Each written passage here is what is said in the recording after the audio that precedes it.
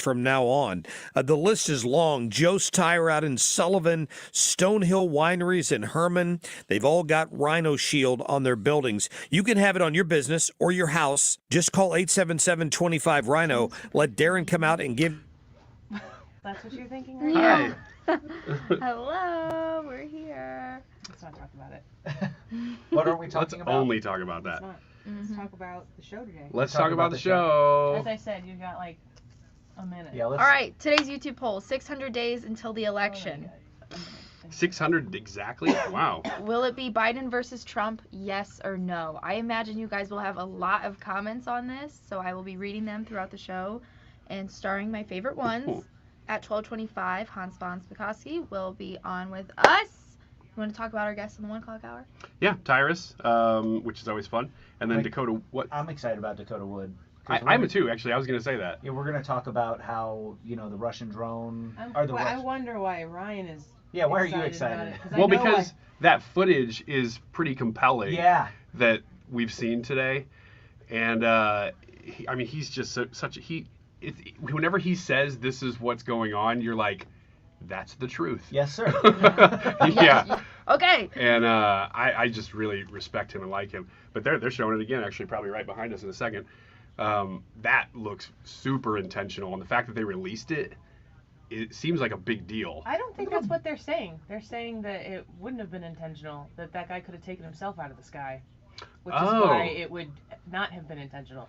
He's going in because you see the fuel. That's fuel coming out. That's what they're saying. That's what I keep hearing is that he dumped fuel on it intentionally. But not clipping it. Clipping it was an accident because he put his own life in peril. By if he clips that wing, he's potentially going down. But the fuel thing was certain. He clips it wrong because those are the intakes on the bottom for the engines. He clips it wrong and part of the drone goes in the engines. He's going down too. Regardless, we'll ask Dakota what. We'll find out. Yeah, Dakota Wood is always a great. And that's going to be at 1:25, so you're not going to want to miss that. And just the escalation of possibility. I mean, it just, to me, the putting out of the video itself is something. Yeah. I don't know. That's very interesting to me. All right. Oh, there we are. Go. Gotta love this American ride. All right, you need to take the time and get the full picture. Come on, turn the radio on. It's Saturday and I won't be long. Don't get me wrong, I love the ladies. I mean, they rev my engine, but they don't belong in the newsroom. It is Anchor Man, not Anchor Lady. What do you want from me? I'm not America's sweetheart. Goodness sake, kid. Keep your voice down. Your father's listening to the radio. I'm not America's sweetheart. This is the Annie Frey Show. I want to say just a few words about a troubling episode yesterday. On Tuesday, Russian aircraft again engaged in dangerous and reckless and unprofessional behavior in the international airspace over the Black Sea. And 2 Russian jets dumped fuel on an unmanned U.S. MQ-9 aircraft conducting routine operations in international airspace. And 1 Russian jet struck our MQ-9 aircraft, resulting in a crash. And this hazardous episode is part of a pattern of aggressive, risky, and unsafe actions by Russian pilots in international airspace. So yesterday, the Defense Secretary, Austin, was delivering this message and talking about how this Russian jet dumped fuel all over our drone, clips the wing, sends the drone into the Black Sea, and we're left going, okay. The takeaway that I got from that yesterday was, you know how I have said before that I despise when parents count to 3? I feel like the United States is on like 1 3/4. 1 with 3/4. Russia. Yeah. Yeah. And I don't know how many, because here's the thing. This is why I hate counting 3, because nobody just goes 1, 2, 3 and then punishes a kid or reacts to the kid or whatever. There are an infinite number of fractions and decimals that you can add into that. And then those parents never mean business. Mm-hmm. What do those children learn when you never get to 3? Am I advocating for us to get to 3? I am not. I am advocating for the type of parenting that we do in our house, and it doesn't always work for sure, but this is how we go. When we say something, we mean something. We will not count to 3. You will know when 3 hits before we would ever say 1. And you need to know that. You need to live your life, as my children do, in fear of what happens when mom and dad assess the situation and say, this will not stand. Welcome to the Annie Frey Show. We're glad that you're here with us. Dakota Wood is going to join us at 1:25. He's a senior research fellow for defense programs at the Heritage Foundation, and we're going to discuss with him his reaction to that press conference yesterday. Excited to hear what his takeaway is. We aired it live, and I thought it was important to air it live because we didn't know what was going to come of it, what the development was going to be of it, and I think that it's important that we get some expert reaction before I start pontificating upon things that I do not understand. Hans von Spakovsky is going to be with us at 12:25. What do you want to know from him? I want to know what I want to know about is this executive order that Biden signed. It's supposed to expand background checks or something like that, but how can he do that? Does he have the power to do that? Let's listen to President Biden. And I'm determined, once again, to ban assault weapons and high-capacity magazines. You have him saying his commitment there. He's talking about bans on guns, and he's very determined. Yesterday, he told us that he doesn't want you to support the Republicans who are out there to defund the police. This seems to be an issue that has been high on the Democrats' list for a while, and he's sticking with it and doubling down on it. We are 600 days today from the next presidential election.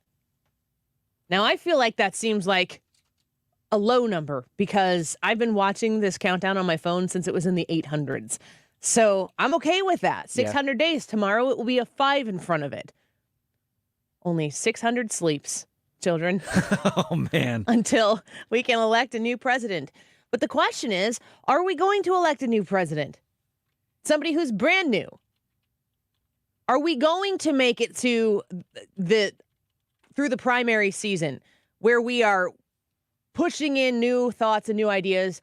Or do the people who have served already have the ideas to restore some sensibility or to double down and commit to these types of things like we're hearing from President Biden? Is this the direction the country wants to continue to go? Second thing it does, the executive order ramps up our efforts to hold the gun industry accountable. It's the only outfit you can't sue these days.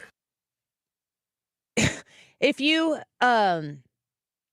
if you want more of what we have right now, the choice is clear. You are going to vote for Joe Biden or whomever it is that wins that primary over Joe Biden. Joe Biden steps out. I don't know what's going to happen.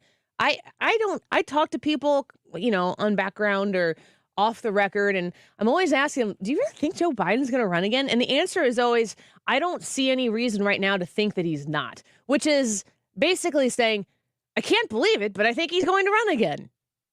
And that's kind of where I am. I don't feel like he's going to be able to finish the term, let alone handle the rigors of going through campaign season. Unless, of course, his next campaign allows him to return to his basement, which is where he can recharge for a second term. I don't understand how he can actually do it. I keep going back to that scene of him walking out with Chuck Schumer with his hand on his arm. And I'm just like, this man. Shuffling him into the room. It's like Joe Concha said the other day. It's not that he's 80, it's that he acts 90. Yeah, very well put. Donald Trump continues to, in the polls, if that's your bag, continues to lead the pack. And I'll tell you what, man, when you look at a situation in like Russia's jet dumping fuel on our drone and, clipping it, sending it into the Black Sea and so on and so forth, you think to yourself, what's Joe Biden going to do about it? Has Joe Biden even really had a strong message about it? Has there been a strong Biden response? You had General Milley and Secretary Austin yesterday from the Pentagon delivering a joint podium message to the world, essentially, of course, to the American people. And they are part of the administration, so that does count. But how bold does Russia get to be before Joe Biden, who's the man in charge, makes it clear, not to us, but to Russia, where we are on this issue? Where I don't think he's done that. I don't know that he's capable of doing that. We've talked many times about where is the president on this? Why is the president not speaking on East Palestine? Why is he not making a statement? Why? And then the president goes to make a statement and you're like, what is he doing? So do we want him out front or do we not want him out front? Of course, if you disagree with his policies, like I do, having him speak on issues and speak in a way on the issues that doesn't align with where I would be on the issues is very frustrating. But when it comes to our national defense, when it comes to our global positioning in the world, you want to know that America is strong. And if Americans don't feel like their leader is presenting strength and resolve, how the heck are foreign countries going to feel that strength and resolve from our president? I don't understand how this guy can run for re-election. But I also, in that same breath, don't understand how he won the first one. And if I can't resolve in my brain how America showed up in full force to elect him the first time, it would be very ignorant of me to assume that it couldn't happen a second time. Today's YouTube live chat poll, go flood to the Annie Frey YouTube channel. We know you're all watching basketball right now on the side at work anyway. Pipe the YouTube channel up in your headphones or stream us on the Odyssey app, but vote in the YouTube poll today. 600 days until the election. Will it be Biden versus Trump? Yes or no? And I have to say, at this point, I feel like right now I would have to vote yes. At the same time, thinking something will happen to make it so that it isn't. So if the election were to if the primaries were to be done today, would it be Biden versus Trump? It would be. But will that actually be on election day who the Democrat and the Republican nominees are? You have any strong thoughts on this? Yeah. There's no way it's going to be this. I'm a hard no on this. Big no. Yeah. Will it be Biden or Trump?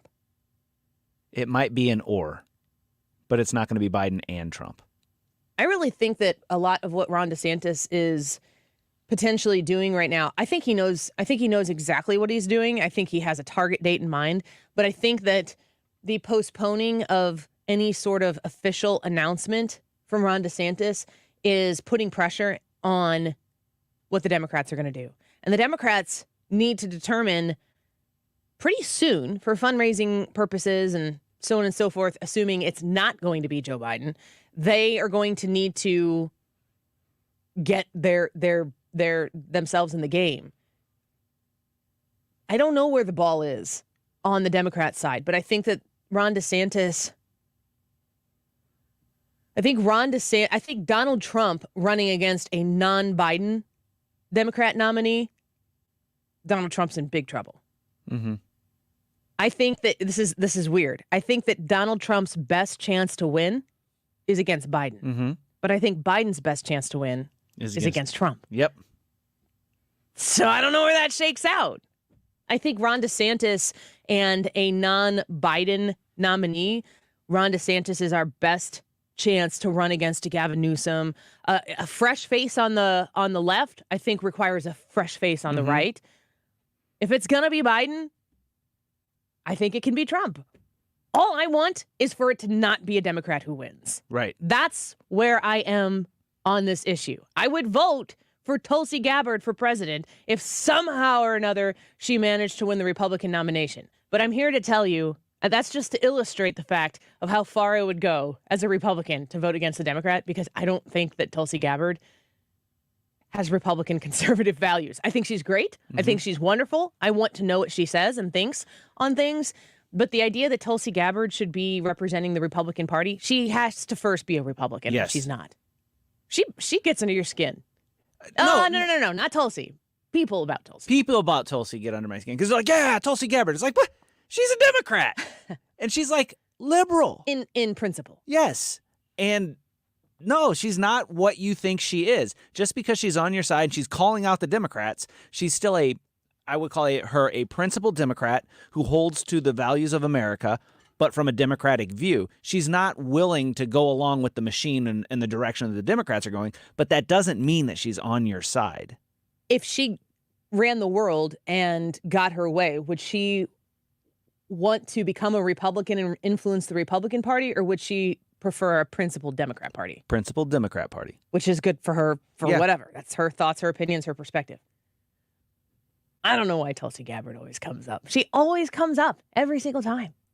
Anywho, 600 days. 600 days. It's going to go by just like that. It's going to be election day soon. You're going to be inundated with political campaign commercials and flyers, and forests will be cut down to try to persuade you that the other person lives their life in black and white, and with that sinister look on their face. Every photo that's ever taken of me, I'm always like, is that going to be used against me someday in some way to cancel me, against me in a campaign or something like that? So I just don't allow people to take my picture, because I take bad pictures. So let's get to the vote. Let's get to the Annie Frey YouTube channel. You can watch us we are on Facebook, YouTube, Twitch, and Twitter. We go on Rumble as well. We're here for you. The Odyssey app, you can take us with you anywhere you go. AUDACY. Is that contest running right now? Yes. Yes? Yeah. So you can listen on the Odyssey app right now and be entered to win Guns N' Roses tickets? Yes. In St. Louis? And all you got to do is listen on the Odyssey app. All you got to do is turn it on. All you got to do is turn it on. Every hour listen to it. is an entry. Every hour that you stream 97.1 FM Talk, or specifically, most importantly, the Annie Frey Show. Every hour you listen, you get an entry to win Guns N' Roses tickets on the Odyssey app. Just turn that sucker on right now. AUDACY. Type in 97.1 FM Talk. There's a white word at the top of your screen. It says follow. Click that follow. Let it ride. Let it go. All right, let's visit with Hans von Spakovsky in a minute. Don't go away. Wherever they go. You're listening to The Annie Frey Show on St. Louis's home for conservative talk. Find the podcast, on-demand audio, and more at 971talk.com/Annie.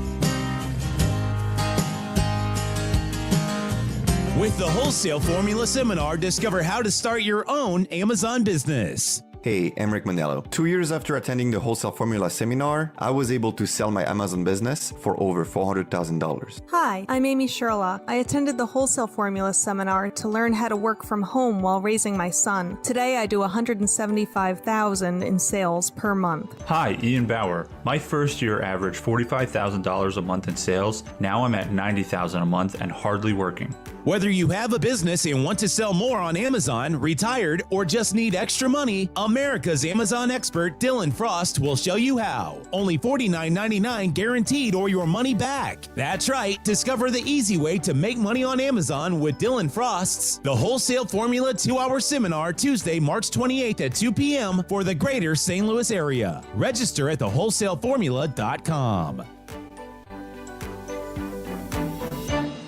When people have a craving to explore new and traditional Asian cuisines, they head to P.F. Chang's, where scratch-made dishes come from the 2,000-year-old tradition of wok cooking. P.F. Chang's wanted to explore new possibilities for their website. They turned to AmericanEagle.com. AmericanEagle.com re-architected P.F. Chang's website, integrating multiple third-party systems to create a unified digital experience. The results? Improved page speed and performance, personalized content based on users' location, intuitive online ordering, an increase in organic search visibility, and a 40% increase in new users. For scratch-made Asian cuisine, visit your local P.F. Chang's or go to pfchangs.com for website design, development, digital marketing, and hosting that produce efficiency, revenue, and results. Visit AmericanEagle.com. P.F. Chang's and AmericanEagle.com. Another example of the best businesses in the world, turning to the best in the business for websites. Go to AmericanEagle.com or call 877-WEB-NOW1. That's 877-WEB-NOW1.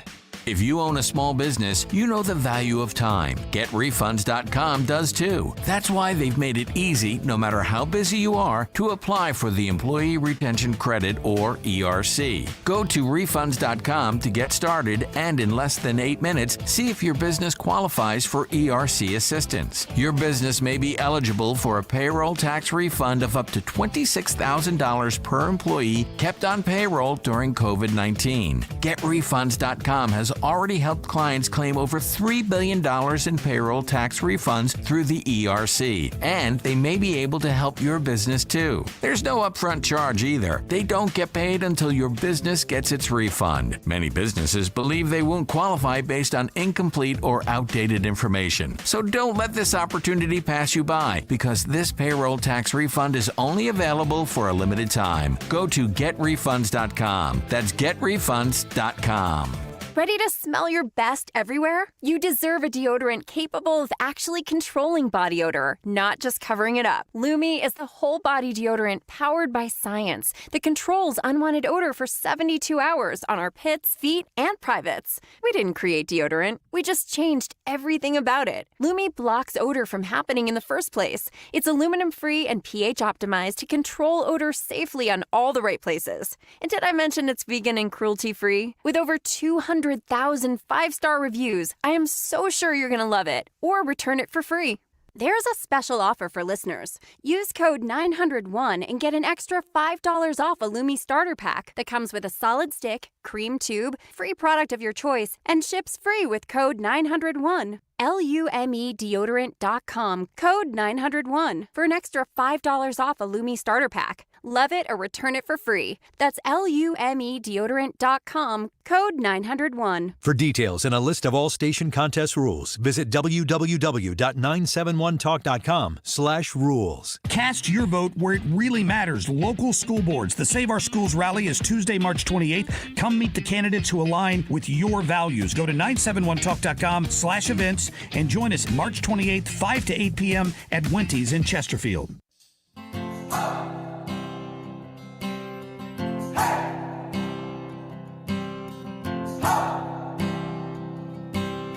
The Annie Frey Show is streaming online. Watch us live on YouTube and subscribe.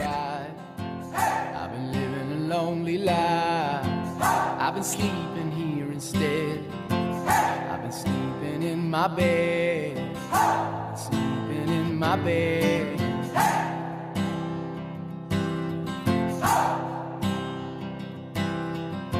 So show me family, all the blood that I will bleed. I don't know where I belong. I don't know. I'm determined, once again, to ban assault weapons and high-capacity magazines. We the people of the United States. More perfect. Your form of our perfect union. Heritage legal expert Hans von Spakovsky.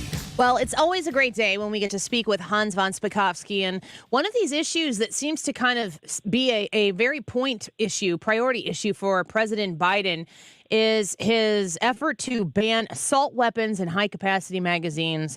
As far as I know, that Constitution and that Second Amendment shall not be infringed is still in play. And so we're going to ask a constitutional expert about what the president is trying to do. Hans, thanks for coming back on the show with us. Always great to have you here. Well, thanks for having me.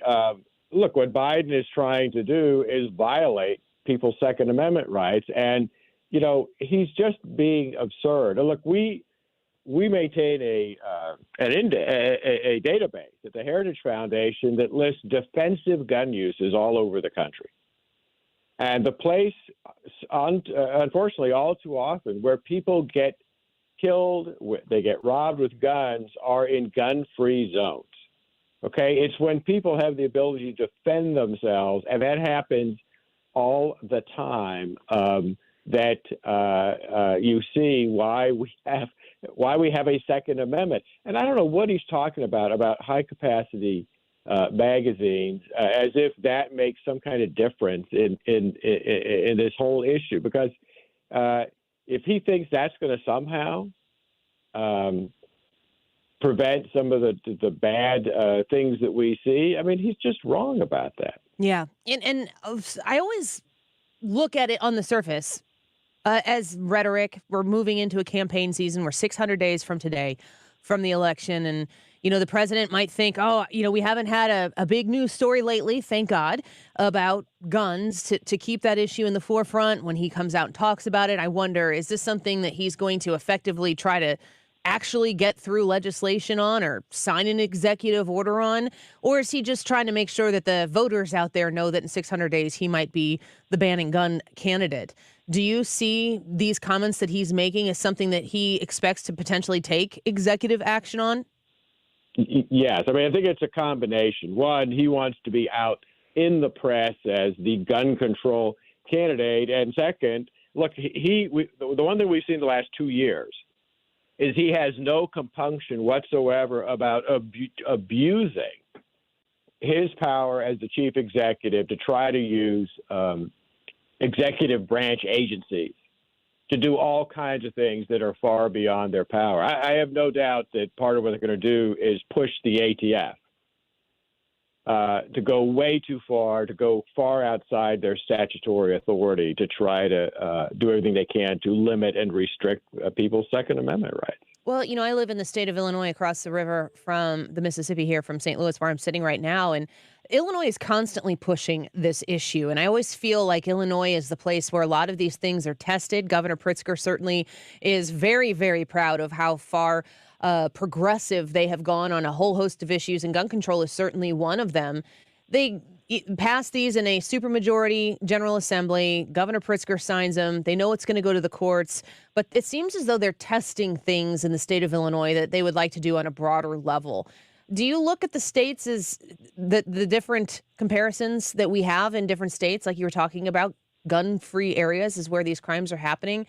Does this affect the way that the president will manage things at his level to try to enact some sort of gun control? They don't pay any attention to the actual data on this. That's the part of the problem here. Some of the safest nations some of the safest states in the country are the ones with the best gun laws, and by best gun laws, I mean the ones that allow you to easily get a concealed carry permit, that allow people to defend themselves. And it's in the places where it's extremely hard to own a gun, like Chicago, that has the highest murder rates with guns. Hans, we were talking yesterday about a variety of things, but one of the concerns that I have is that with Kim Gardner here in St. Louis and the pressure that she's under right now to be removed from office, George Soros, who invests so much money in these DAs across the country, there are two ways that you could look at it, and I illustrated many times yesterday. Thought experiment. So walk along with me. He's either a guy who sees crime-ridden cities and thinks, I'm a blessed man, I'm a wealthy man, I want to invest money into these communities to make them safer. And he has an idea, albeit a terrible one, to city after city after city try to get elected Kim Gardners all across the country. At what point, if that's what you're trying to do you say, oh, this is not working, it's degrading the city, and shift gears? If it's not that George Soros is interested in, what's the alternative? Because it feels in St. Louis like the alternative is invested in chaos. Well, I think, in fact, George Soros is invested in chaos. I've actually got a good colleague, Cully Simpson, who's writing a book about these very rogue prosecutors like Kim Gardner. And what he says, after having done a lot of research, is that what's behind all of this, particularly what's behind George Soros, too, is the progressive left, the far progressive left, believes that our entire justice system is completely racist, and they have this ultimate goal, which most people will just think is crazy. They want our prisons closed and our prisons emptied. And one of the ways to go about doing that, because they know most people are not going to agree to that, but one way to go about doing that is to get these very liberal prosecutors in who simply won't prosecute cases and won't put these criminals in jail. Is the only logical conclusion then that the people who are advocating for Kim Gardners across the country, is that they don't care if it's less safe, or if it's less safe. They don't believe it's less safe. They don't pay any attention to this data and the statistics that show how much crime has increased in huge amounts in every single city where these rogue prosecutors have been elected. They just don't believe it. Plus, like I said, they think the whole system is racist, which is simply not true. And so if more folks are being convicted, to them, well, they're not really guilty. It's just a racist system putting them in jail. I mean, look, when you and I talk about this, that just sounds so crazy, but that is what they believe. Yeah, I'm really trying hard to consider perspectives that would be on the other side. That maybe the reality that I see is not the reality that the other side sees, and I'm trying so hard to understand it from the other side. But there's no way, like you're saying, the president's not looking at the statistics. The statistics are screaming on the page from city to city. Yeah, no, it's really true, and yet they persist with doing this. Unfortunately, as you know, I live in Virginia, and the county I'm in has one of those terrible Soros-supported prosecutors, and his whole view is, there shouldn't be bail. People should be let out. More minor crimes shouldn't be prosecuted. And even with serious crimes, he just doesn't seem very interested in prosecuting those and getting those people off the streets. Hans von Spakovsky with us right now, senior legal fellow at the Heritage Foundation. The president said just recently here, he was talking about how the Republicans are the ones who want to defund the police, and he talks about defunding the FBI. And it's interesting to me that in the same breath that we're talking about Kim Gardner's all over the country, and like where you are, the same scenario there, that is an effort to defund the police, that now the president politically seems to have put his finger into the wind and say, I'm going to blame the Republicans for defunding the police. What do you make of that statement from the Democrat president of the United States? Well, I mean, he was being laughed at to make such a claim and to actually be serious about it. It's like he's living in a fantasy world to make a claim like that. And there's been no effort by Republicans to defund law enforcement around the country. Yeah, there are serious concerns about the FBI, but that's because of the mounds of evidence we've had recently, including from one FBI whistleblower after another, about how certain portions of the FBI have been used for political purposes and and they've abused things like the FISA statute, the Foreign Intelligence Surveillance Act. And yeah, that's the places where we need reforms. But to take that and turn it into a general statement that, Republicans are for defunding the police is just ridiculous. Again, it's not the reality. Yeah, and Democrats think it's ridiculous, too, in many respects. Before I let you go, Hans, I want to shift gears just a little bit and ask you about the bailout of the Silicon Valley Bank, Signature Bank situation where, the FDIC is insuring $250,000. Now it's maybe going to be more than that. Do the people who are making these decisions have the constitutional authority to do what they're doing with these bailouts? Well, that's a very interesting question. If it runs across state lines, a problem like that, then it's probably within the Commerce Clause. But the way Biden is talking, it's like he wants to take some of the stupidest decisions that are made by people in the finance business and make ordinary, everyday taxpayers pay for it.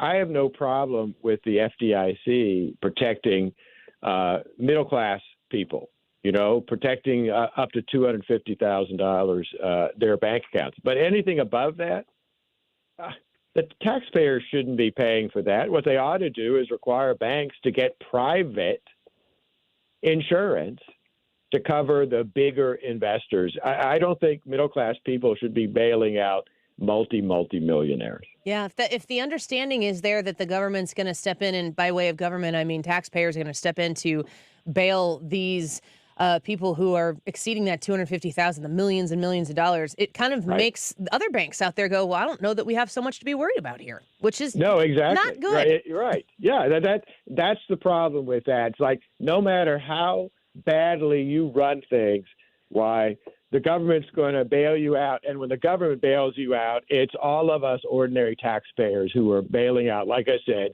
these multi-millionaires. Hans, always a pleasure to speak with you. Thank you so much for your time today. Thanks for having me. We'll do it again. Hans von Spakovsky, Senior Legal Fellow at the Heritage Foundation, former FEC Commissioner, and author of the book, Our Broken Elections, How the Left Changed the Way You Vote. Go get it. Good one to read as we are 600 days out from the next presidential election.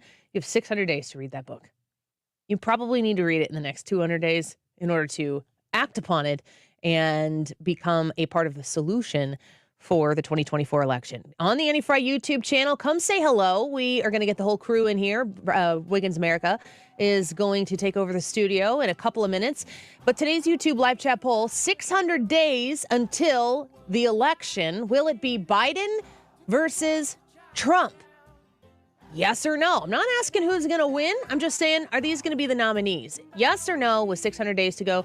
Hannah can come in and read a couple of your comments that are being left in the live chat before we get to Wiggins America in just a minute. Don't go away. This is the Annie Frey Show. Follow Annie on Twitter at Annie Frey Show.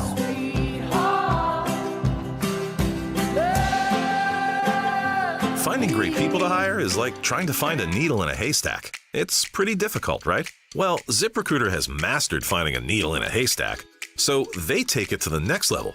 They make hiring so simple that it's like finding a needle in a needle stack. And that's why you should try ZipRecruiter for free at ZipRecruiter.com/radio. Here's what it's like to use ZipRecruiter.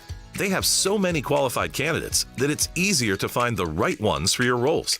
In fact, 4 out of 5 employers who post on ZipRecruiter get a quality candidate within the first day. That's a lot of needles. So how do they do it? ZipRecruiter's powerful technology sends you candidates who are a great match for your job, and you can even invite your top choices to apply. So if you want less hay and more needles, head to ZipRecruiter. And right now, you can try ZipRecruiter for free. That's right, free at ZipRecruiter.com/radio. That's ZipRecruiter.com/RADIO. ZipRecruiter.com/radio. ZipRecruiter, the smartest way to hire. Hi, this is Brian with Velocity Home Buyers, and I buy houses cash. If you own a house and want to sell it fast at a fair price, call me at 314-782-3333. I can pay cash and close in as little as 7 days. I buy houses in any condition and any price range in the St. Louis area. I'm a private real estate investor who buys several houses a month, and I want to buy more. I buy inherited houses, divorce houses, behind in payment houses. I even buy my tenant won't pay me the rent houses. Do you own a house that needs updating, but you don't have the time or money for it? Great, because I love buying outdated houses. I buy vacant houses, job relocation houses, and foreclosure houses. If you own a house and want to sell it fast, call me at 314-782-3333. That's 314-782-3333. How do you make every day more rewarding? You could write about your feelings. You could do sea turtle stuff. You could practice mindfulness. But how? Or you could just do what you already do with Upside, the free app that gives you real cash back wherever you roll. Like that restaurant that has those curly fries you love, or grocery stores that have the freshest sushi, and gas stations placed perfectly on the route of your next road trip. Sometimes it's the little things. Get Upside and get cash back for doing you. Download the free Upside app and use promo code SUSHI for an extra $10 cash back on your first purchase of $10 or more. That's promo code SUSHI for an extra $10 on the free Upside app. Get cash back for doing you with the free app from Upside. Did you know the average family home takes on 40 pounds of dust per year? It's the dust and debris that can worsen allergies, asthma, and cause discomfort in your home. Call 314-474-2020. Mention Mark Reardon. Get $75 off any air duct cleaning package. Spell it backward or forward. It smells the same. Zero res. I'm Brian Westbrook with Coalition Life. Over the past decade, Coalition Life has served thousands of women in crisis pregnancies, helping to save the lives of the children that they carry. Help us build a better community while also reducing or completely eliminating your Missouri taxes with a 70% tax credit. A $1,000 donation today to help these women could cost you as little as $141 out of pocket. Learn more at coalitionlife.com, coalitionlife.com. Thank you. You're listening to the Annie Frey Show live from the Air Comfort Service Heating, Cooling, and Insulation Studio. Save up to $7,500 on a new hybrid HVAC system and save an additional 20% when bundled with attic insulation. This is a limited time offer. For details and a free estimate, visit aircomfortservice.com. 22 years of questioning the narrative. Thanks for making 97.1 FM Talk your home for conservative talk.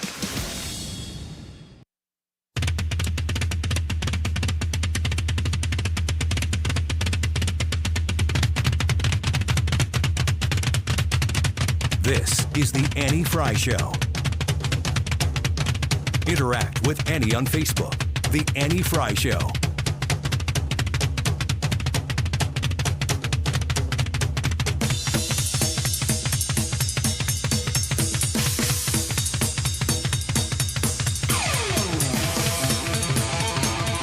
Is this Guns N' Roses? Is that a no? No, it's not. It's Van Who is it? Halen. I was going to say, isn't this Halen? I don't. Yeah. Mark Cox just turned off his own station. Oh, he hates you now. He's so bad. He's I can texting hear him me yelling right from now. Going, no, he hit his own radio. Yeah. Just says no exclamation This points. is probably the one song we played on this show that he does know. Because most of the stuff we play is current pop, and he doesn't listen to that. That's true. I do know this song. I mean, I'm familiar with it. So does that guy. Wait, which song is this? Because I'm not a big Van Halen. I know it's Van Halen, but Hot for What? Teacher. I was going to say, isn't this Hot for Teacher? Yes. Okay. I'm hot for teacher. Same. As long as the teacher's younger than you. All of you guys are. No, absolutely not. I already said Oh, wait, you mean because you're married to a teacher? Hey, I'm with it now. Oh, my God. I'm with you. Oh, my Just gosh. missed it. Look who just showed up. Hey there, how's it going? Like I'd be casually saying on the air that I'm hot for younger people who are teachers, just generally speaking. Well, the theme of the last 7 days has been that you're a cougar, so I don't know why you wouldn't just embrace it that's now. not a theme. It really has There's been. no theme there. I mean, just go and look it up. If you want to listen back, rewind A. on the Odyssey app, get the podcast. You'll hear all. This is my favorite Guns N' Roses song. B. When I found out that it was the great Guns N' Roses Hot for Teacher, I made a comment because I am in fact married to a teacher. Yes. And you thought it had to do with being a cougar. This is a you thing, not a me thing. I don't know. I really feel like everybody's been on this journey with us, and they're with me now. I hate it. I'm also hot for teachers. So's Brad. Different teachers. Different teachers. Not the same. We're not Not the all same hot for teacher. Jared. I mean, he's pretty cute. I'm not arguing with that. Oh, But- Ryan. Hey, if Brad can say it about DeSantis, I can say it about somebody we actually know. That's worse. I guess so. Now that I say it, I'm going to feel a little bit weird at the next party. I want to get to the poll before we get to Wiggins. Yeah. Real quick, Hannah, 600 days until the election. Will it be Biden versus Trump? We're not talking about who's going to win, but are those going to be the nominees? You want to give us 2 comments? All right. Jaded says, I will vote for whoever the Republican nominee is. I don't care if it's a dead cat. I bet the That is Republican would be a really- dog. Dog? Yeah. Cats are more... Dead cat. Yeah. Dead dog. Either way. Yeah. Dead cat 2024. Cats are more like... If cats were going to use social media, it would be TikTok. I was gonna say, what's the saying? Dogs have masters, cats have servants. I've never heard that, but it does make sense. Yeah, makes sense. I'll go with that. Okay, we'll put up Carlos' comment secondly. He said, I voted yes. Right now, Trump is the polarizing person for the GOP, and unless someone else, cough, cough, DeSantis, wants it, he needs to fight for it. So keep commenting, and yes, we'll Hannah give will you keep the results reading. later. All right, onward with Wiggins America. Onward and upward. So I've pulled a story here that's about the New York Police Department. Now, Fox News, I think this headline's a little bit misleading. It says, New York Police Department blasted for lowering standards to try to recruit more women. When you dig into it, what they're doing is they are lowering standards to just add more officers. They're just trying to get more people. Is that your assessment, or is that what they're saying? That's what the article is saying. Now, From the Post? No, this is from Fox News. Oh. So the headline is kind of implying, and maybe there is this here. I don't know what's in the minds of the people doing it. That they're doing this as sort of a diversity qualification thing. But overall, it seems that the bulk of the article is talking about how they just need officers. And so if they lower the standards for some of the running tests and things, that would naturally benefit women. And so there would be more female police officers. The question that I have for you as we see these things happening, lowering the standards for officers, is to put yourself in this situation. Now, I'm creating a scenario here that it's very, very realistic, other than the fact that you're not actually going to be the mayor, but in my situation, you are. Let's say you were elected mayor of St. Louis or whatever major metropolitan area in the United States right now, because Edwardsville. No. Art Rizzovi's doing a great job. Don't worry about it. No, that's not what I'm talking about. Not a suburb. Hamel, Illinois. Major metropolitan areas like Hamel, for instance. Sure. I can speak in this regard. Yeah, okay. So let's say my grandpa was the township supervisor of Hamel. You're kidding. No, Would you rather I would have not kid one about cop? such things. So you would speak from experience. Generational experience. Generational. But Yes. around the Thanksgiving table, you'd say, well, when I was city supervisor. Township. Whatever. Not even city. Okay. Yeah. It's in our blood. Clearly. We had to rent cops from other villages. You really didn't have a police department? It's like Fayetteville. There's an office. Okay. When we lived in Hamel, my husband and I lived in Hamel, my grandparents did. They're both passed now. One of the cops that we would talk to regularly was from Glen Carbon, Illinois. So they would come into your that's a common thing. jurisdiction. Yeah. Okay. Fayetteville does that, and they've got a 3-way stop in town, and so they have one police officer who's a Freeburg police officer who comes into town on the weekends. Anyway, about my political lineage. Yeah. I'm mayor of the township of Hamel. No, that's you can believe that all you want. I'm creating a hypothetical scenario where you are the mayor, and you've just been elected to a major metropolitan city like St. Louis that has, up until this point, been saying defund the police. Really, even if it's not defund the police, undermining the police. And I'm me. I'm not a moderate Democrat. No, you're you. Okay. Now, this is all not under your watch. This has all happened. We've seen it happen throughout the United States. But you, as a change candidate, have come in, and you've actually been elected to change things. The electorate has decided enough of this, defund the police, enough of this undermining the police stuff. Amanda says Hamel has 3 officers now and 2 cars. Congratulations. Whoa. The dispatcher. So and one 2 of those patrol cops officers. just runs. Yeah, that's because my support built the city up so much. The village, township.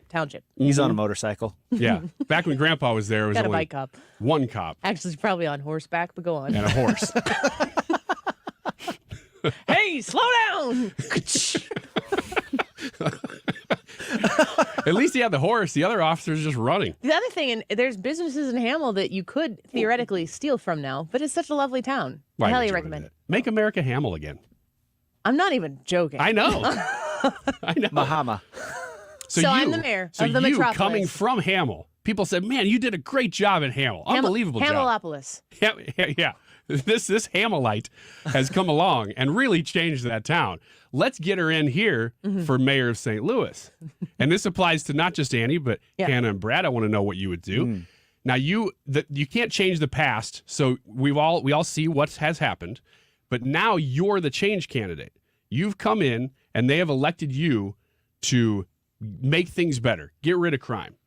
You're faced with this real scenario that is now actually happening in New York, where people don't necessarily want to move there to become police officers, so they need officers.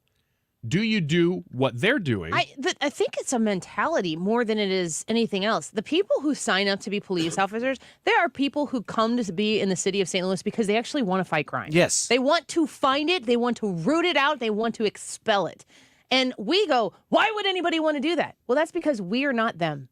Thank God that they are who they are, and they're willing to do the things that they're willing to do to make a city like St. Louis, even in the state that it's in right now, God bless those individuals and God bless their families. Same thing with people who serve in the military. In my opinion, it's not even so much about lowering standards. It's about instilling respect and an idea that law and order matters. And as soon as you instill that in, I mean, we just played yesterday one of those detectives that was on the blacklist from Kim Gardner. If he's involved in a case, it doesn't even get tried because his name is on the case, so he quit. Mm-hmm. That list is they will not divulge whose name is on that list, but they know that the list exists. You go out there and you put in a very public display of affection for police officers and what they do for the city. And I think the ripple effect from there is large. And then I think that you pay them.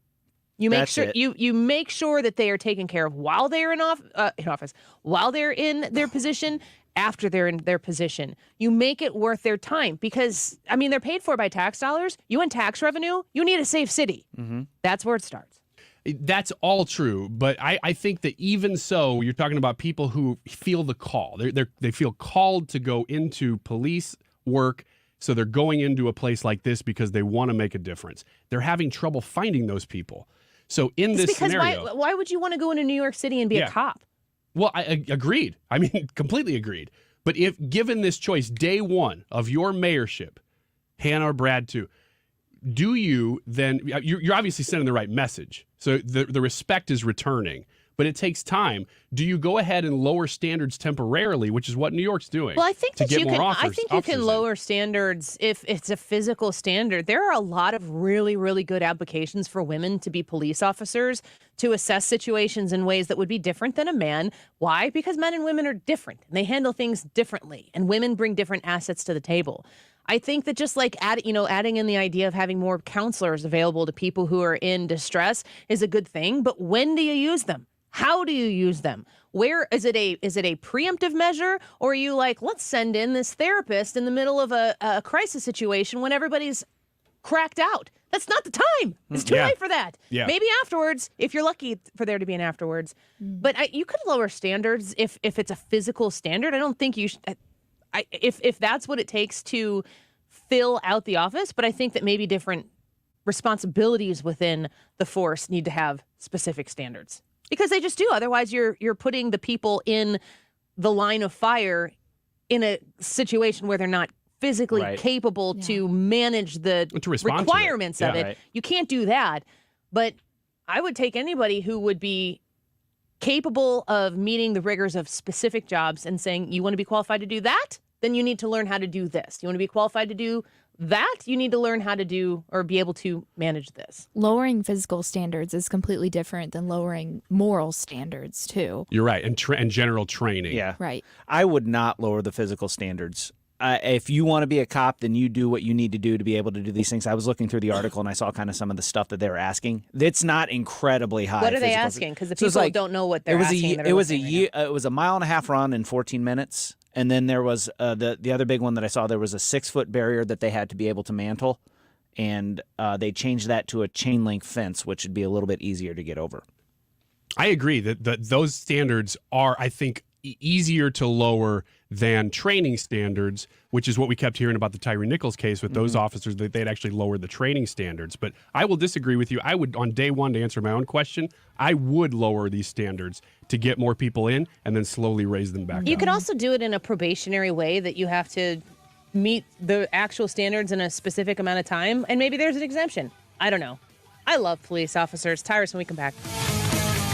If you own a home in St. Louis and you want to sell it as is without any inspections or the need to make any repairs, call Chris Buys Homes stlouis.com at 314-782-8000 and get your cash offer without any obligation, commissions, banks, or headaches. Chris buys vacant homes, inherited homes, fixer-uppers, beautiful homes, even the tenant who won't pay the rent apartment. Google us. Chris Buys Homes in St. Louis, and check out our best reviews from satisfied customers. When you sell to Chris, you decide when you want to move according to your schedule and your terms. Go to our website, chrisbuyshomes.stlouis.com, or call Chris at 314-782-8000. That's 314-782-8000. and get the offer you've been waiting for. 314-782-8000.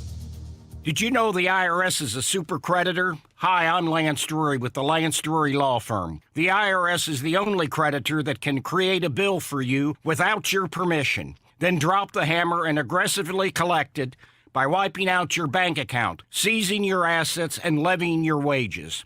No other creditor can do that, and this can all happen without a court approval. If you owe back taxes, you need to be prepared to face the super creditor. Don't just sit back and take it. Fight back. At the Lance Drury Law Firm, we know how to use the laws to your advantage and go toe-to-toe with the IRS. Our office is located right here in St. Louis. Contact the Lance Drury Law Firm today for a free consultation with me, or visit us at lancedrurylaw.com or call 314-260-6120. That's 314-260-6120 to get started. The choice of a lawyer is an important decision and should not be based solely upon advertisements.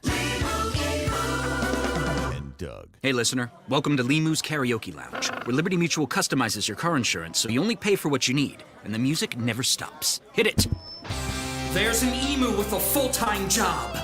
His partner's Doug, but Limu's the heartthrob.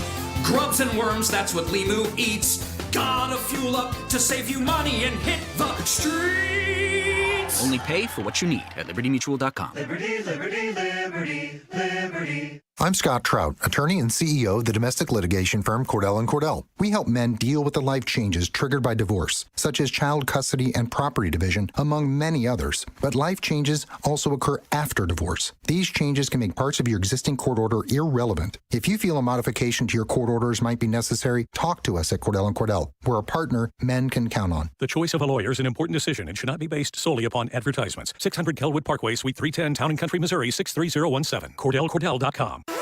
KFTK FM Florissant. From the Under Law Injury Lawyers, GetJim.com studio. 97.1 FM Talk. Always live on the free Odyssey app. Air Comfort Service, heating, cooling, and insulation. Weather.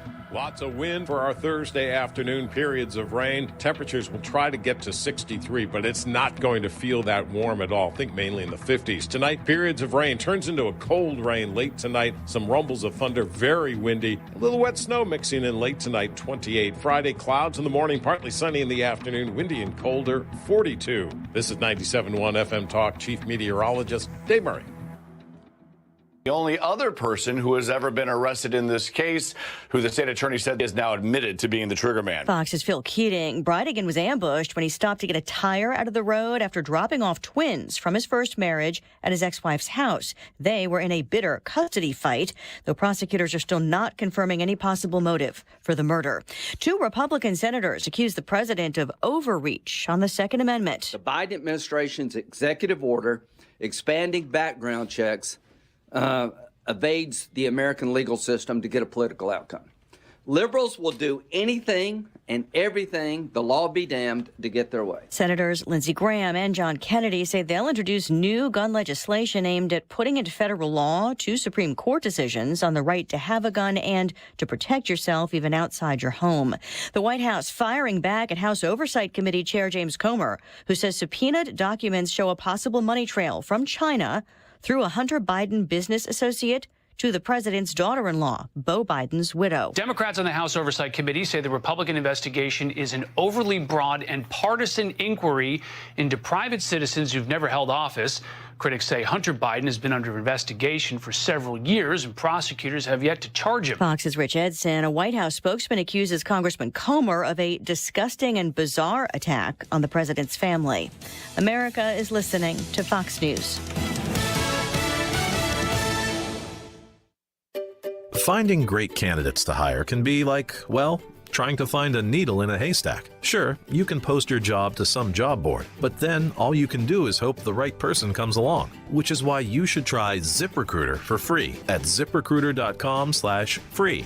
ZipRecruiter doesn't depend on candidates finding you. Its powerful technology identifies people with the right experience and actively invites them to apply to your job. You get qualified candidates fast. So while other companies might deliver a lot of hay, ZipRecruiter finds you what you're looking for. The needle in the haystack. 4 out of 5 employers who post a job on ZipRecruiter get a quality candidate through the site within the first day. ZipRecruiter, the smartest way to hire. And right now, you can try ZipRecruiter for free. That's right, free. Just go to this exclusive web address, ZipRecruiter.com/free. That's ZipRecruiter.com/free. ZipRecruiter.com/free.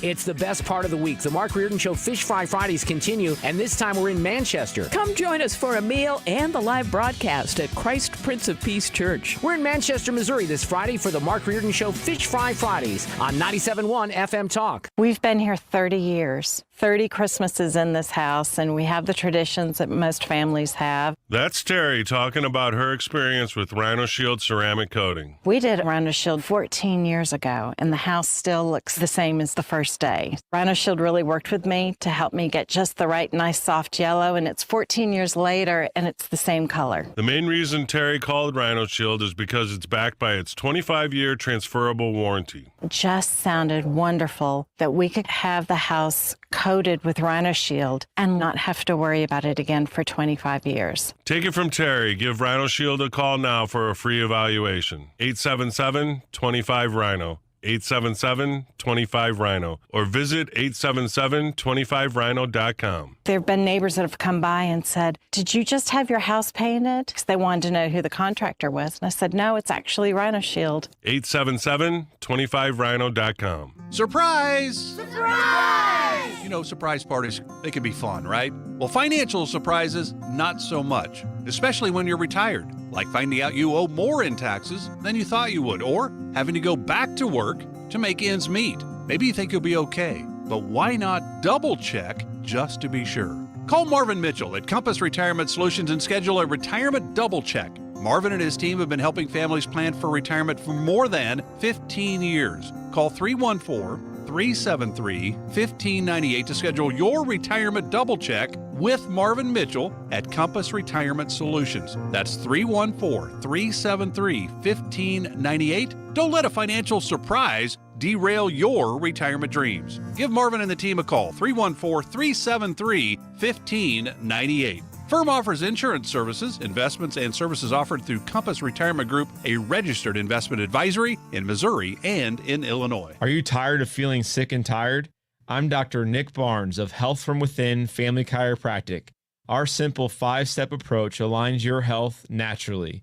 We correct spinal abnormalities to maximize nerve supply, focus on pure and simple nutrition, exercise and oxygen, mindset, and minimizing toxins in your body. Transform your health today with Health From Within, conveniently located on Manchester in Rock Hill or online at healthfromwithinstl.com.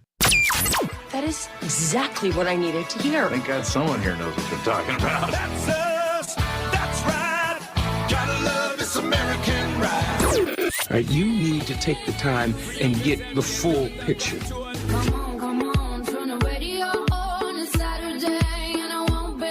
Don't get me wrong, I love the ladies. I mean, they rev my engine, but they don't belong in the newsroom. It is Anchor Man, not Anchor Lady. What do you want from me? I'm not America's sweetheart. Goodness sake, kid, keep your voice down. Your father's listening to the radio. I'm not America's sweetheart. This is the Annie Frey Show. As our Joe Biden has said, he intends to run, and if he does, I will be running with him. Okay, so he does intend to run. So Kamala Harris saying on Colbert's show that she's going to be Joe Biden's running mate if he, in fact, does end up running. Does that surprise anybody?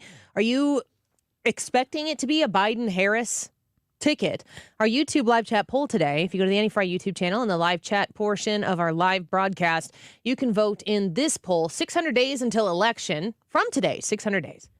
Will it be Biden versus Trump? Here's what Jake Tapper says about the election. There's this new poll from Quinnipiac University, and it's not about the base. But it is an argument in favor of DeSantis if you're a DeSantis campaign person. Mm-hmm. It's with independent voters.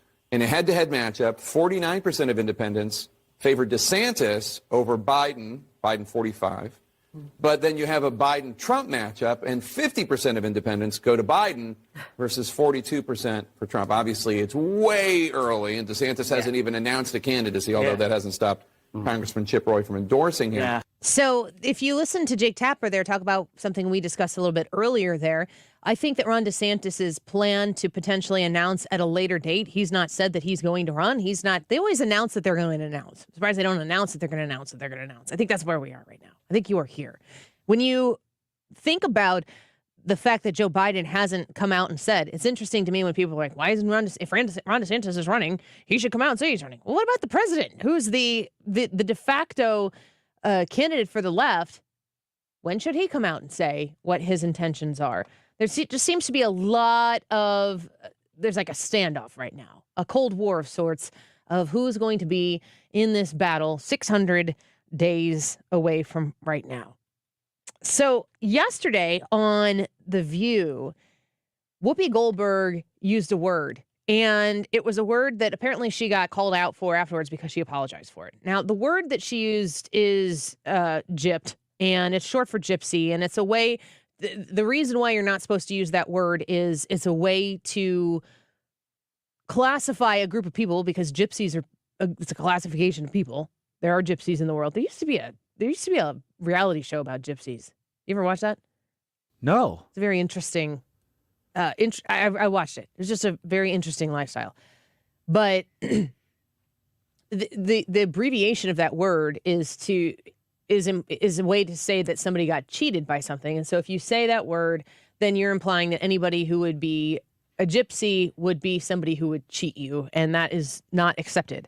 I think I came across this maybe 10 years ago where somebody used that word, and I can't even remember if I'm the one who used the word or if I was in a situation where the word was used. I feel like it was maybe written, and it came across to me that, oh, you're not supposed to use that word anymore. And I didn't know.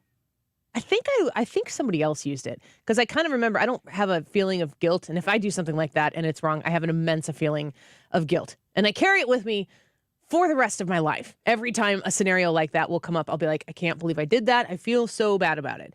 Well, I learned that you weren't supposed to use that word.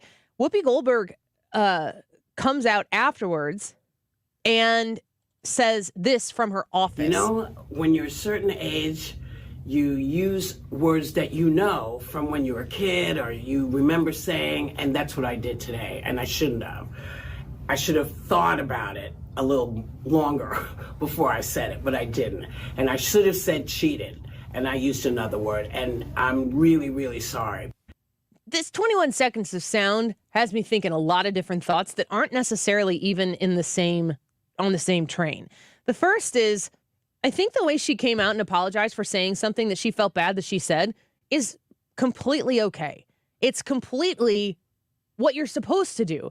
Whether you think that that is a word that should be used or shouldn't be used, or that people shouldn't be so soft about the words that they hear and so on and so forth, if you ever are in a position where you say something or you articulate something and the way it's received is not the way you intended, the automatic, obvious first thing to do is just to say, I'm sorry that I did that. I did not mean to upset you. And if you do actually feel a real personal sense of, I shouldn't have done that, then say so. There's a tug of war that goes over language and what people say and how they, parse their words and the things that they are willing to put out there in conversation. And then the cancel culture comes in and sweeps over the whole thing. And everybody is very afraid to speak on anything because they don't want to use the wrong words, because they don't want to get canceled. And in that whole cancel culture world, completely, we lose the understanding that what you're canceling for, what they did or said, if the intentions were not there, if the understanding was not there, why would you go after somebody who did something out of ignorance? Why would you go after somebody who has the opportunity to learn and do better and try to ruin them over that? Because what you're doing is you're just making people of all walks of life, especially the actual hateful ones that do intend to hurt and do intend to harm, you're just making everybody kind of keep to themselves and speak about these things, the hateful people. will speak about things even more boldly in their own places where they feel comfortable. Quieting everything might sound like a really, really good way to solve some of these problems. But at the same time, you have to understand it's okay to let people feel free to speak the way they want to speak, because I want to know the difference between somebody who says something and makes a mistake versus somebody who says something and is truly showing me who they are in that moment. I'm actually a fan. If somebody is a racist, a sexist, a misogynist, if somebody wants to judge other people by different standards than they judge themselves, the sooner I can learn that lesson, the better.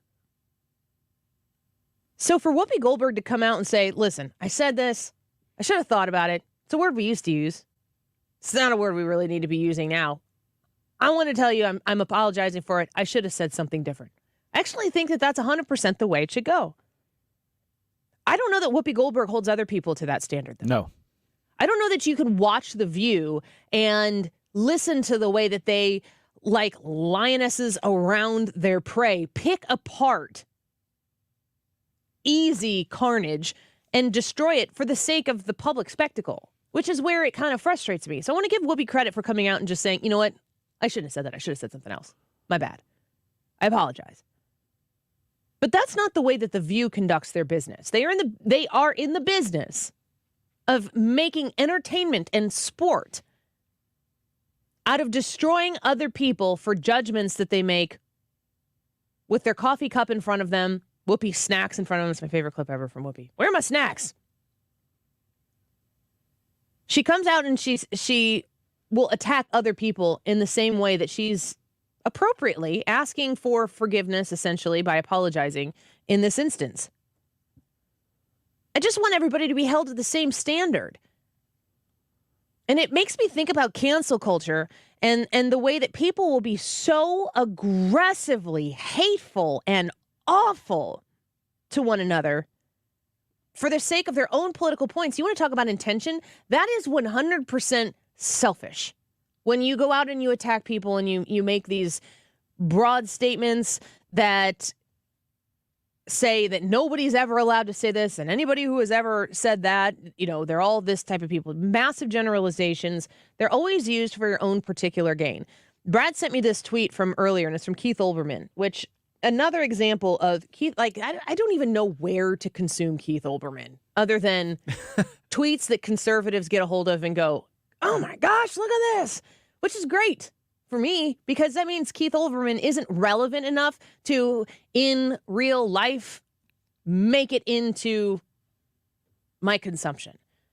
So Brad sends me this tweet. Now, I've been talking about the World Baseball Classic. I've been watching the World Baseball Classic. I love the World Baseball Classic. We've discussed multiple times on this show, what does it mean in today's day and age to wear USA across your chest? If you watch these other teams participate in this tournament, you can see that these teams have great pride in the name that's on the front of that jersey. I made the comment the other day. It is ridiculously funny to watch these different countries celebrate little victories throughout the game, big victories throughout the game, because they do so in ways that really globally speak to what people attach to whatever their country is. When you would watch Great Britain get a stand-up double and they run into second base, they turn around, they look at the dugout, and they all pretend like they're sipping tea. That's hilarious. If you were to do that, I mean, maybe you're saying to me that if Great Britain does that, Great Britain can do that because they're from Great Britain. But if you were from somewhere else and you did something like that, we've lived through a time where that would be cancelable.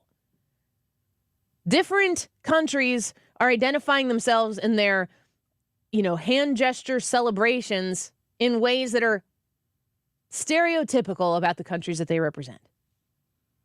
It's been crazy to watch. We talked about this. What do Americans do? I don't know. They just play good baseball. They just do the Mike Trout thing. When the United States was playing Canada, we were kicking their butts. I think it was 12-1. And Freddie Freeman, who is the first baseman for the Los Angeles Dodgers. Yeah, he's a Dodger. Formerly a lifelong Brave. in Atlanta, playing with the Dodgers, were kicking their butts. Freddie Freeman could have played for the United States. Our Paul Goldschmidt is the starting first baseman for the United States. So I think that, his mother is from Canada, outside of Toronto. He said, I'm going to play for Canada to honor my mom. He even said, I don't know that this is really what my mom would have wanted, but she's passed away. He wanted to honor her that way. He's playing for Canada. They're getting their butts kicked by the United States. And Freddie Freeman, I'm pretty sure it was a hit that he had. I think he had a triple. And they're, like I said, they're just getting destroyed. They weren't going to win this game. And he is, because he's a competitor, he is hauling it around second base into third, rounding third, goes back to third base. I think it was a triple. And I said to my husband, who was sitting next to me, I go, Freddie Freeman can't stop competing. He can't look at the scoreboard and go, I don't need this. He can't stop, because this is the highest echelon of professional sports. These are the competitors, like Freddie Freeman, the professional Major League Baseball players. He can't stop. He can't not leg out the third, the triple, or rounding third.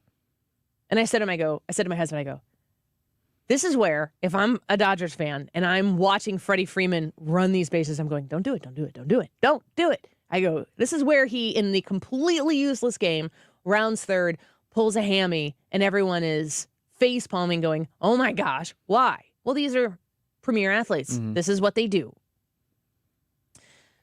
Yesterday, in an even more freak accident, yesterday, Freddie Freeman ended up, it wasn't in the game against us, it was in the next game. Freddie Freeman ends up pulling a hammy. I said it the day before. My husband sent that to me, and he goes, you called this only in the game before. I'm like, oh no, it's terrible. I wish I had $1 million. Tomorrow we'll have it. Maybe I'll call that as well.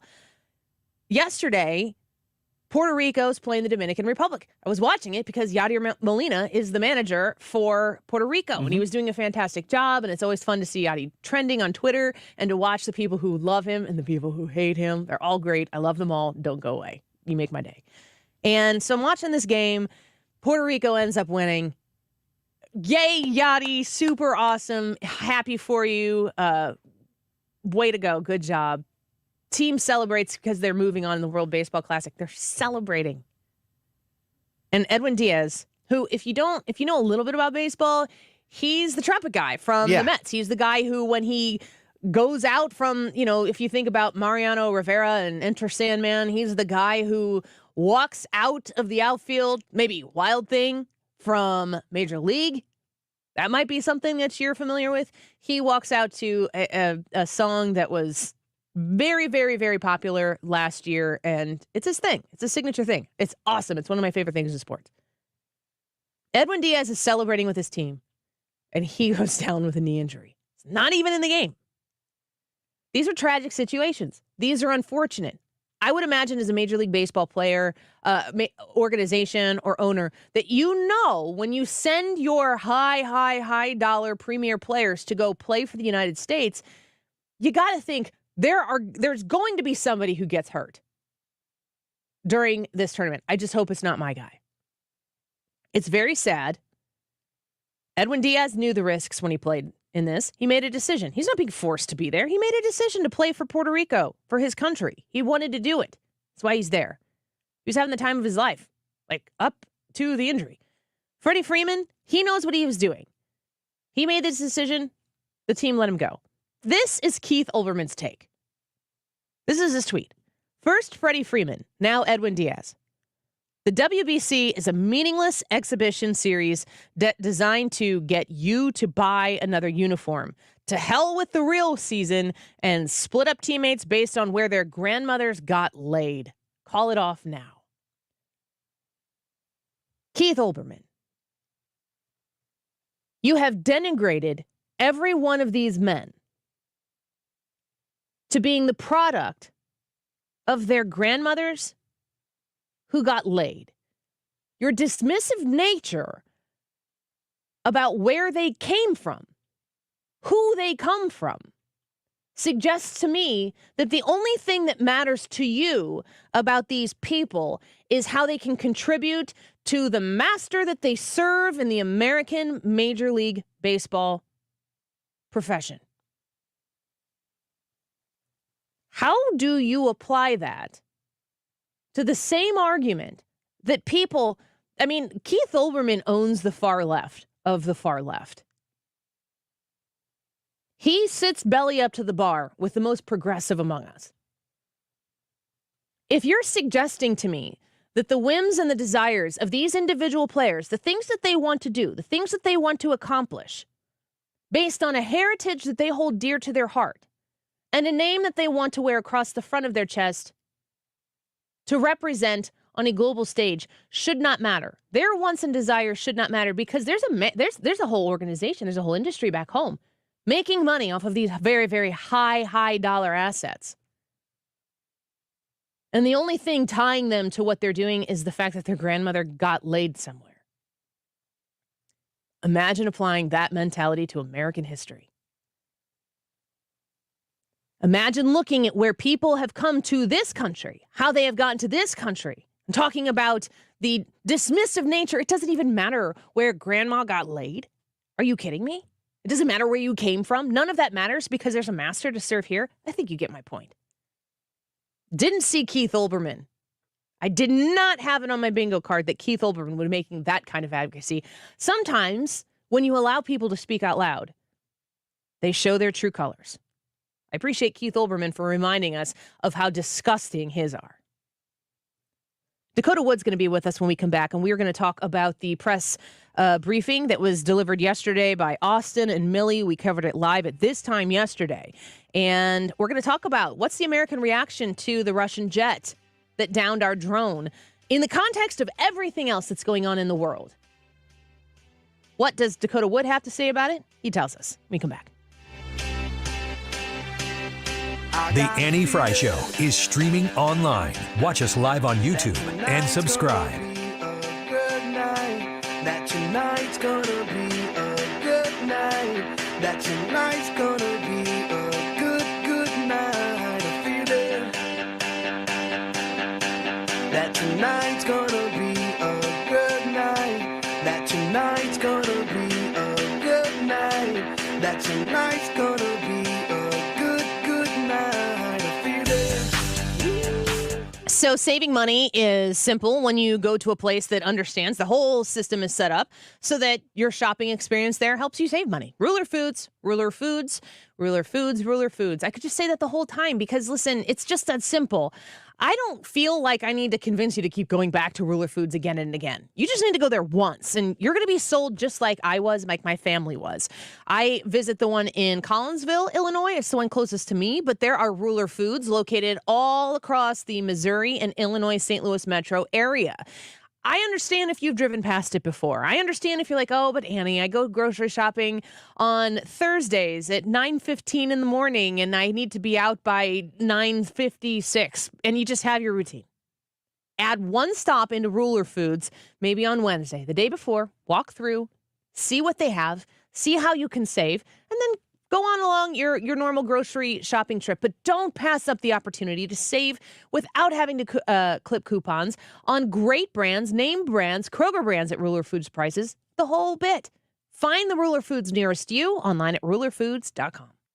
Hey, honey, I'm home. Bob, I just hung up with Joe. It's the 4th time he's called this week. He says he's worried because for the first time in 12 years, you didn't buy my anniversary jewelry from him. You didn't tell him, did you? No, I didn't tell him how we made the switch to Diamonds Direct and how much I love my new diamond ring or these incredible diamond stud earrings you got me either. Bob's gonna go nuts when he finds out. But I can't believe how all these things he used to say about Diamonds Direct just aren't true. And the prices are a lot better than his. Yeah, and what I love is the free service at Diamonds Direct. I can get my jewelry cleaned anytime. And everyone there is like family. Are you getting all you deserve from your jeweler? You might be surprised. Maybe it's time to make the switch to Diamonds Direct for guaranteed better value, selection, service, and quality. If he comes up on the caller ID, just don't answer it. All right, but we can't keep dodging him. You know we're going to see him at the family reunion. Yeah, I know. Diamonds Direct. No middleman, no pricing games, no compromises. Get details and showroom directions at diamondsdirect.com. Finding great people to hire is like trying to find a needle in a haystack. It's pretty difficult, right? Well, ZipRecruiter has mastered finding a needle in a haystack, so they take it to the next level. They make hiring so simple that it's like finding a needle in a needle stack. And that's why you should try ZipRecruiter for free at ZipRecruiter.com/radio. Here's what it's like to use ZipRecruiter. They have so many qualified candidates that it's easier to find the right ones for your roles. In fact, 4 out of 5 employers who post on ZipRecruiter get a quality candidate within the first day. That's a lot of needles. So how do they do it? ZipRecruiter's powerful technology sends you candidates who are a great match for your job, and you can even invite your top choices to apply. So if you want less hay and more needles, head to ZipRecruiter. And right now, you can try ZipRecruiter for free. That's right, free at ZipRecruiter.com/radio. That's ZipRecruiter.com/RADIO. ZipRecruiter.com/radio. ZipRecruiter, the smartest way to hire. The real estate market continues to make headlines for buyers and sellers. The big dilemma for sellers is finding the right buyer willing to pay the right price. Hi, Mark Cox here. And while most agents will make big promises, Gloria Liu with Your Home Sold Guaranteed Realty will actually present you with an upfront written guarantee. It states Gloria will sell your home at your agreed to price and time frame, or she will buy it, guaranteed in writing. Does your agent compare to that? Gloria is able to make this bold offer because she already has the buyers. So before you list your home, do your research. Get to know Gloria Liu like I have. Call today, ask about her no-obligation cash offer program or her guaranteed sold program. It's 314-325-6888. That's 314-325-6888. Or visit GloriaHasTheBuyers.com. That's GloriaHasTheBuyers.com. Conditions apply. Gloria and the seller must agree on the price and the possession date. St. Louis's home for conservative talk. The Mark Reardon Show. Thursday afternoon, Doreen Denny, who runs Concerned Women for America, on exposing the lie of gender-affirming care. Weekdays from 3 to 6 on 97.1 FM Talk. Well, I guess it would be nice if I could touch your body. I know not everybody has got a body like you, but I gotta think twice before I give my heart away. And I know all the games you play because I play them too. Oh, but This is the Annie Frey Show. Follow Annie on Twitter at Annie Frey Show.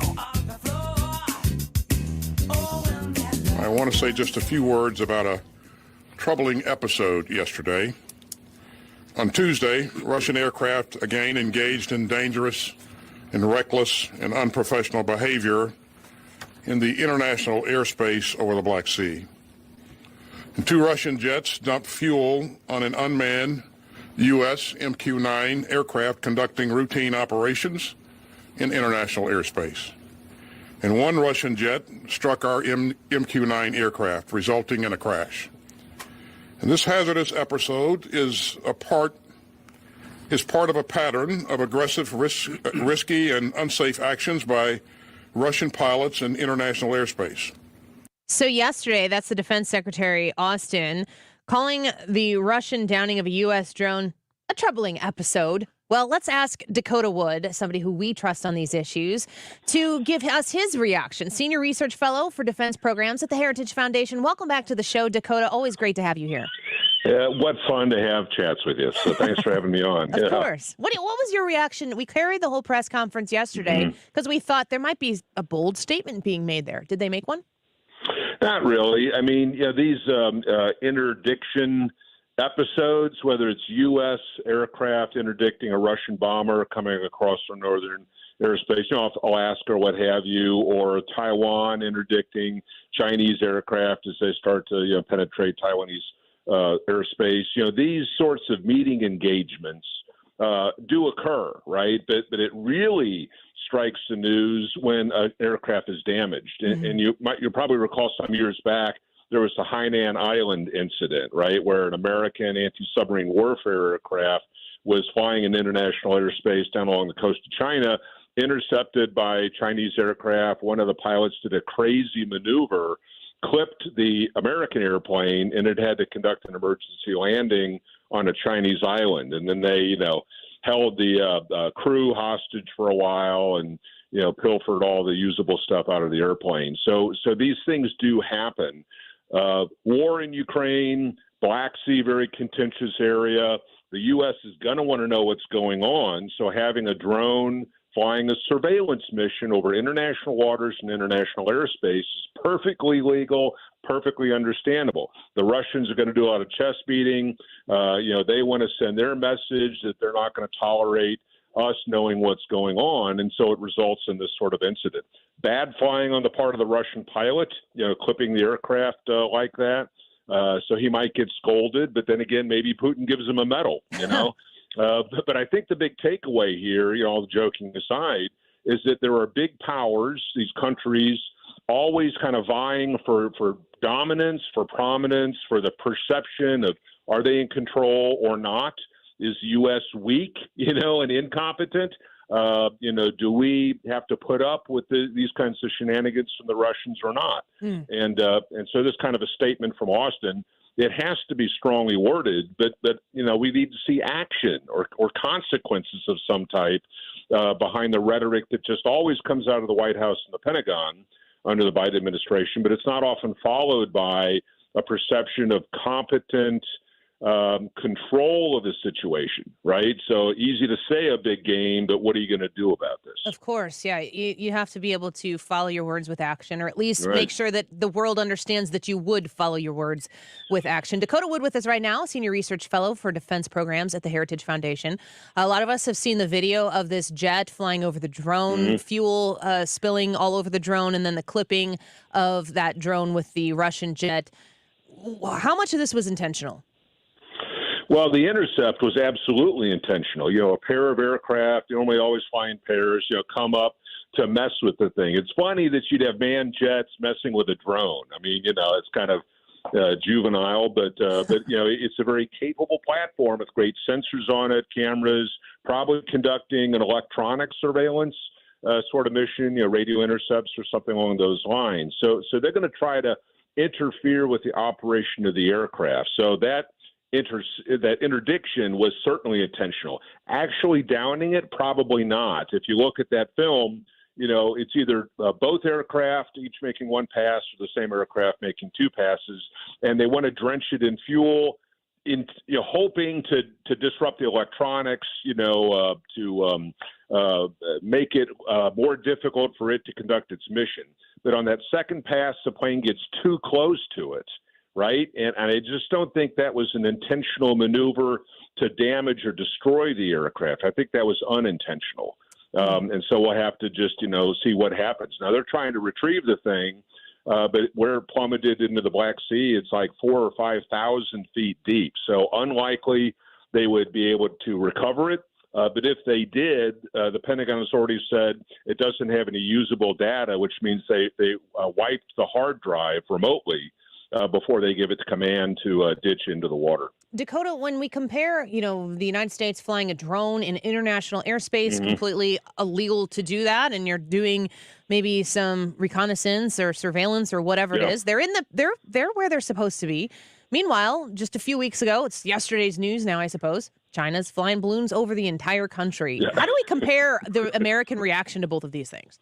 Well, flawed. I mean, what has been the American response? I think that the Biden administration just wants that balloon incident to go away. They're going to send a strongly worded telegram or something along those lines. And yet we had a Chinese tourist, in a balloon, lazily hovering over strategically important sites. Our strategic bomber base in Missouri, the intercontinental ballistic missile fields up on the northern part of the U.S.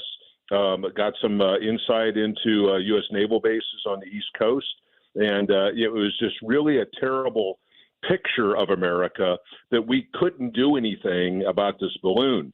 The administration argues we were collecting intel on it. How does it operate? What sensors?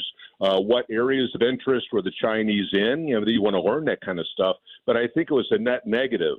It was not lost in the perception of America as a very weak country and the Chinese just blatantly violating our airspace, right? Yeah. And so a horrible thing. I hope that something comes of this drone incident. I mean, the aircraft's $30 million, that we just lost, and the black eye and having it taken out there. But we could then up our support to Ukraine and their ability to kill Russian soldiers that have invaded.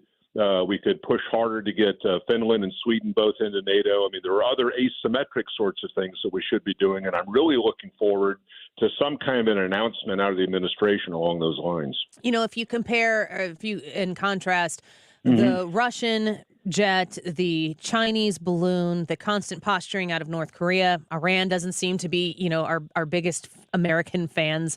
Yeah, right. There is a consistency that comes from this administration, which is just kind of a delayed acknowledgement that, at least publicly, for our consumption as Americans, an acknowledgement that that's not good. And then we kind of just wait for the next thing to happen.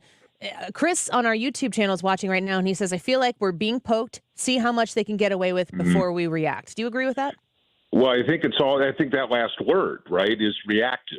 So it's always reactive. We're not shaping the environment to support United States interests and then having others respond to that, right? We wait for somebody else to move, and then we react to a condition that has been controlled or created by our adversaries. You know, that's no way to run foreign policy, one, and for the United States to be completely reactive. I mean, you know, where are our interests in the world, both in friends, access to markets, raw materials, I mean, all the things that a great country would want. And what are we doing to proactively shape that environment so it best benefits the United States? You know, sometimes you kind of swat away a prod. You don't want to rise to a wartime level, you know, for every little thing. But over time, you know, the disaster of pulling out of Afghanistan, the stuff that's been happening with Iranian support to terrorist groups in Syria, China brokering a deal between Iran and Saudi Arabia, you know, historical enemies, China working with Vladimir Putin, China working with Zelensky. You know, she is going to have a talk with him, and he's probably going to say something like, if you don't concede to Russian control of part of your country, will probably provide munitions to Russia so they can continue destroying your country. I mean, you can imagine that kind of conversation happening, right? So I think the international perception of the United States is we don't know what we want. We're not acting proactively and confidently in any way to shape that environment. And so other countries will question, do we want to align with the U.S., or do we want to chart an independent path like Saudi Arabia is, like India has always done, and seek accommodation with these larger powers, Russia and China? Before I let you go, Dakota Wood speaking with us at the Heritage Foundation, how dramatic is an administration change? We're 600 days today from the next presidential election. If a new administration comes in, maybe one like Donald Trump, he certainly is running. Right. Is that even not even day one of the presidency, immediately after the reaction? Does that ripple into the whole world? It does, and it's the view of I keep using the word competence, right? But the perceived competence of whoever comes in. If you remember, Iran held American hostages when the revolution took place in Iran for the last year or more, year and a half of the Carter administration. And when Ronald Reagan came in, the next day they released him, right?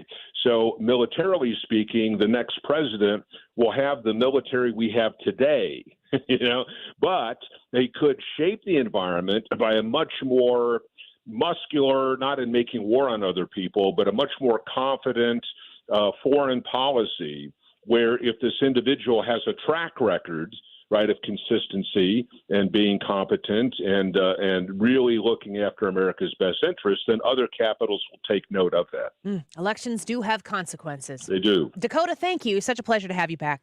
Great. We'll talk to you again soon. Senior Research Fellow for Defense Programs at the Heritage Foundation, heritage.org. Appreciate Dakota giving us some of his afternoon today. Let's take a quick break. We'll get an update on the YouTube live chat poll. Your comments coming in. Very interested in how this is going to shake out. 600 days until the election from today. Will it be Biden versus Trump? Let us know what you think. Yes or no? We'll be back in a minute.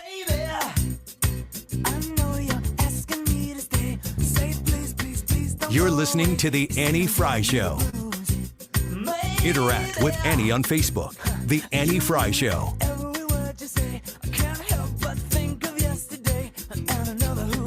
TheDiamondShop.net. That's the website you go to shop for your next jewelry purchase, maybe a watch, a beautiful watch. We've got Mother's Day coming up. Father's Day is in a few months as well. 6 months, same as cash. If you want to make a purchase and you want to make a few payments on it and just make a better financial situation for yourself, the Diamond Shop is working all the time to make sure that your needs are met. When you walk into the Diamond Shop and you talk with the amazing experts that they have in the Diamond Shop, you tell them what you're looking for. Maybe it's who you're shopping for. Maybe it's something for yourself. Maybe you want a diamond set of studs, of earrings. Maybe you are looking for a watch for yourself to celebrate a new job or whatever it might be. Maybe you're looking for a ring, special one for somebody, and you need a little guidance. That's why you go to the Diamond Shop. They've been around since 1910. And when you have a family-owned and operated business that is just marquee to St. Louis, and you walk into their beautiful shop in Clayton, and you say, here's what I'm doing. They take you into their stead, and they walk you through the whole process,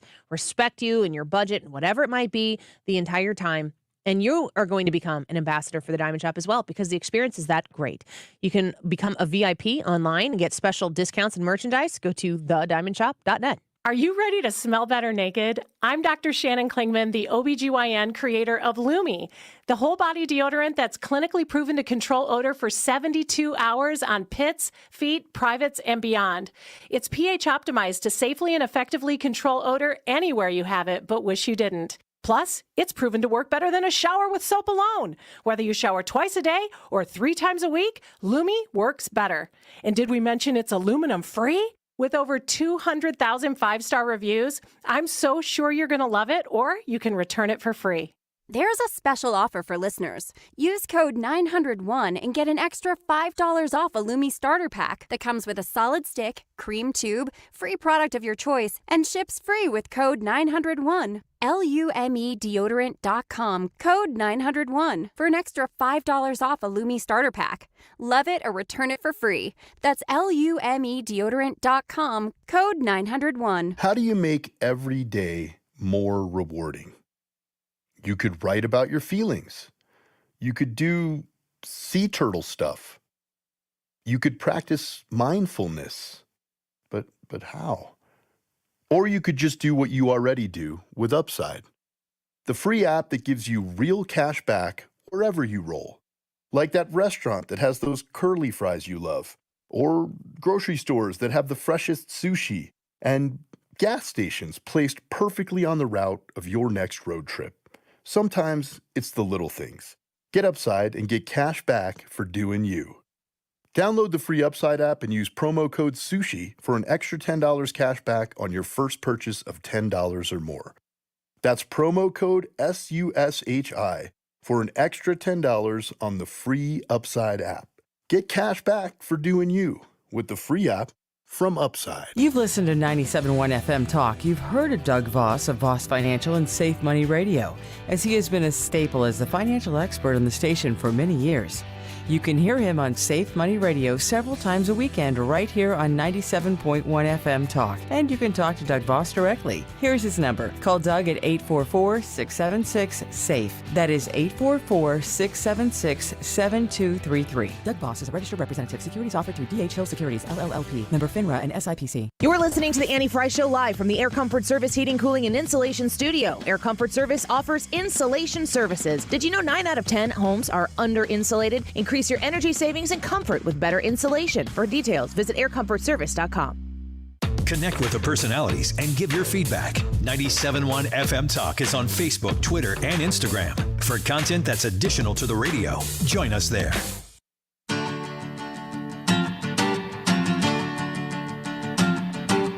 Wake up, little Susie, wake up. Wake up, little Susie, wake up. This is the Annie Frey Show. Find the podcast, on-demand audio, and more at 971talk.com/Annie. Wake up, little Susie. Wake up, little Susie. Welcome back to the Annie Frey Show. Well, y'all are watching basketball. We know you're all watching basketball. And there's some fun games going on. Mizzou's winning right now. It's not even close. You don't need to tune it in. Just stay with us. M-I-Z. I-N-I. Yeah. Mizzou. Mazzine.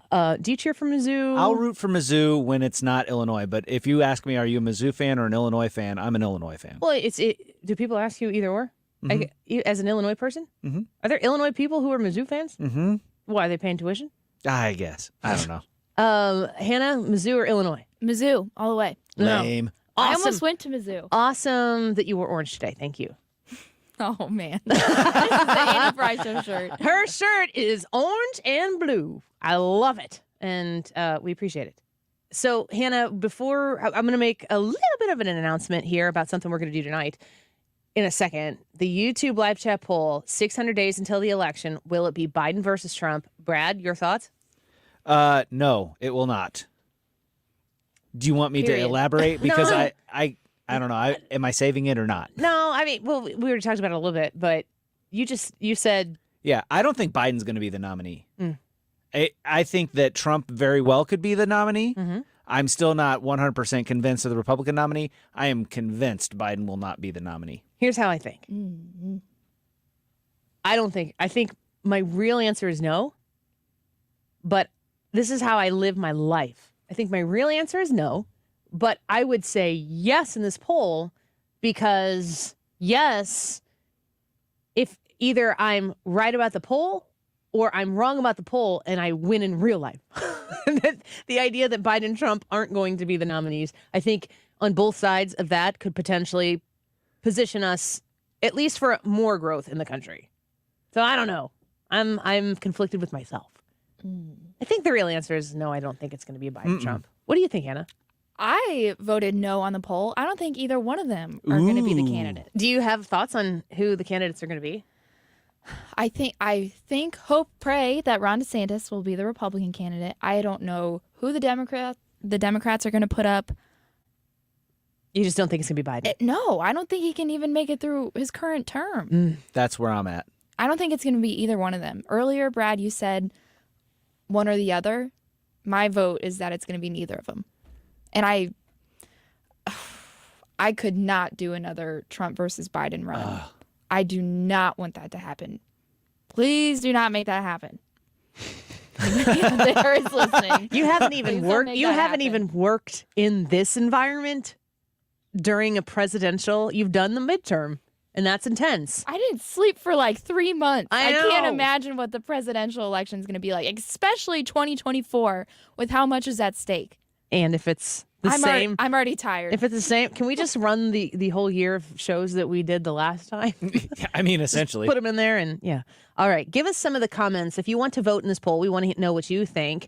Will the election be Biden versus Trump? Yes or no? Read us some of the thoughts of listeners right now, Hannah. Kenny D from YouTube says Trump versus to be determined. So he doesn't think Biden will run, but he thinks Trump will run.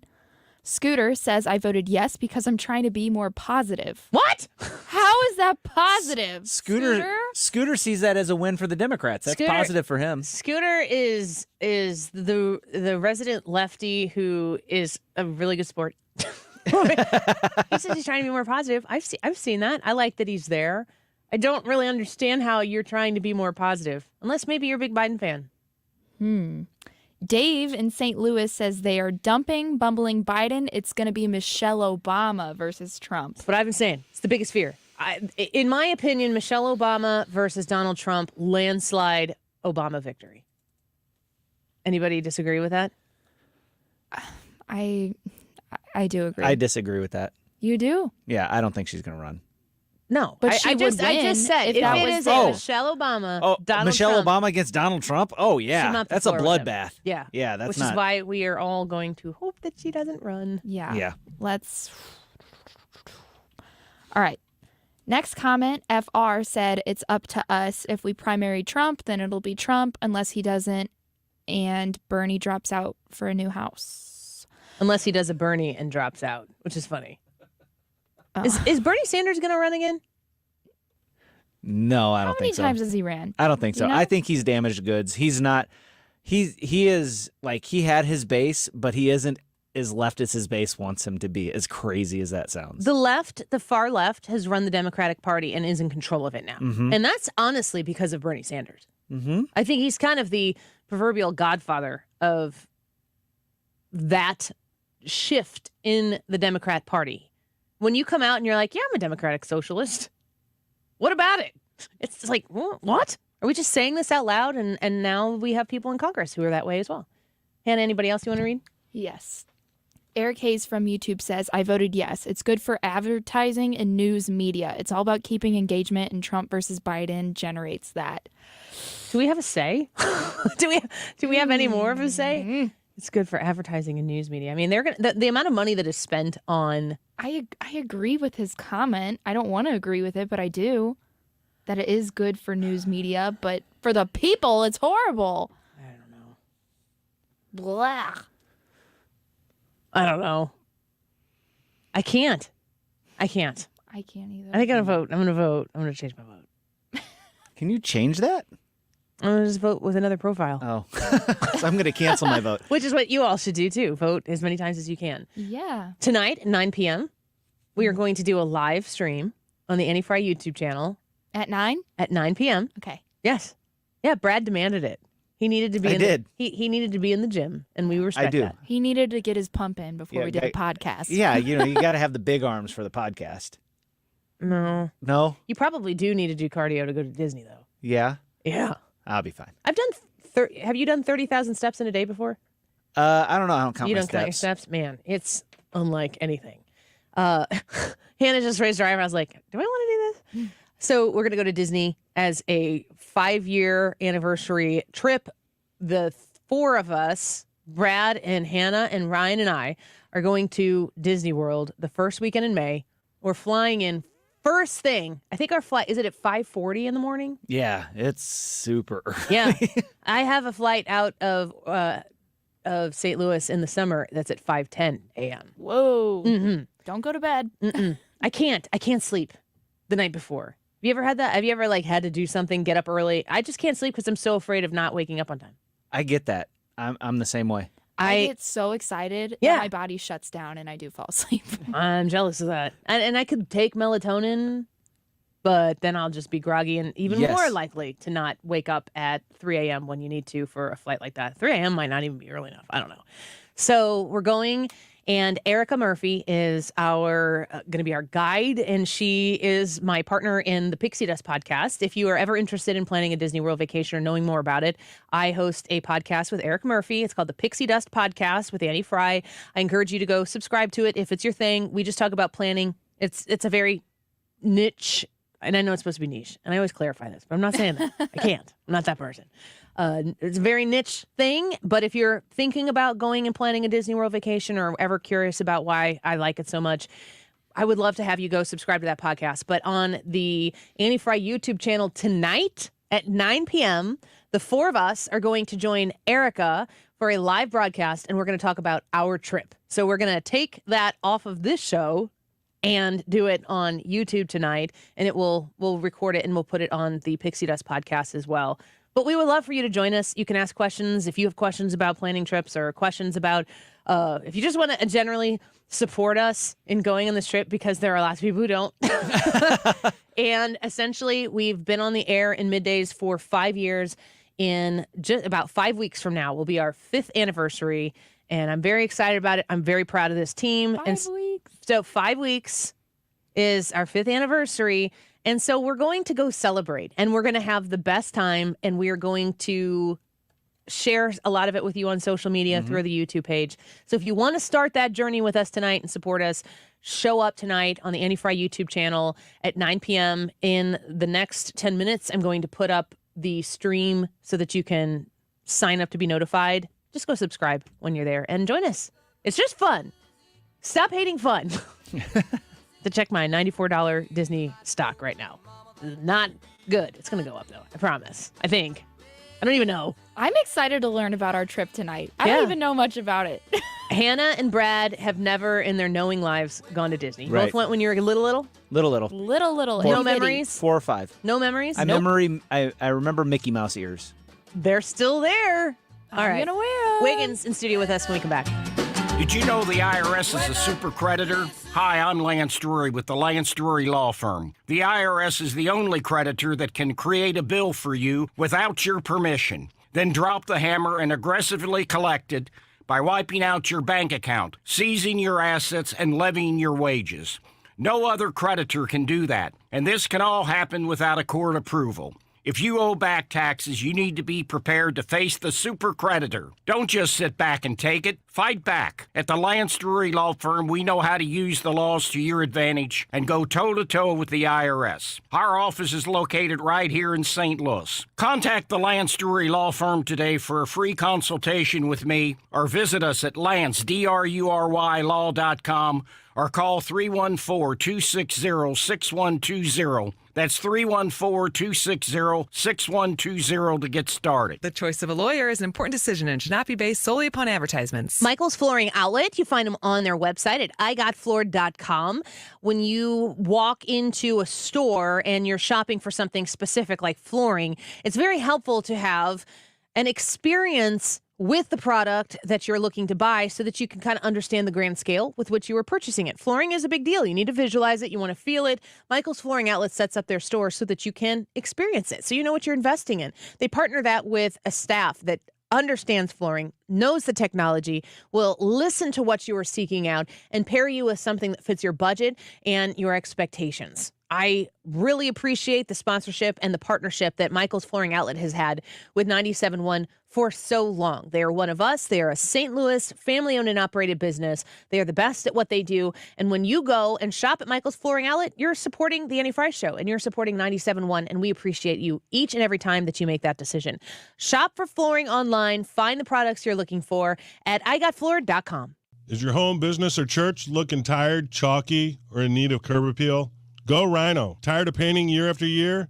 Go Rhino. Our unique 3M ceramic technology is perfect for brick, stucco, aluminum, steel, color lock masonite, and more. It's backed by our 25-year transferable warranty to not chip, crack, or peel. Great if you're staying, and even better if you're selling. Our ceramic coating allows you to maintain all of your architectural features. The decision to do vinyl will leave your home looking like a plastic moldy box. With Rhino Shield, in 15 years, your home will still have that, wow, it looks like you just got it painted. We've done large condo complexes, parking garages, pole barns, and commercial strip malls. We coat sloped and flat roofs to extend their lives too. Evaluations are free. 877-25-RHINO or 877-25rhino.com. See what we did there? Genius. Tell them, ladies. No paint, don't Rhino. Go Rhino Shield. Never paint your house again. Rhino Shield.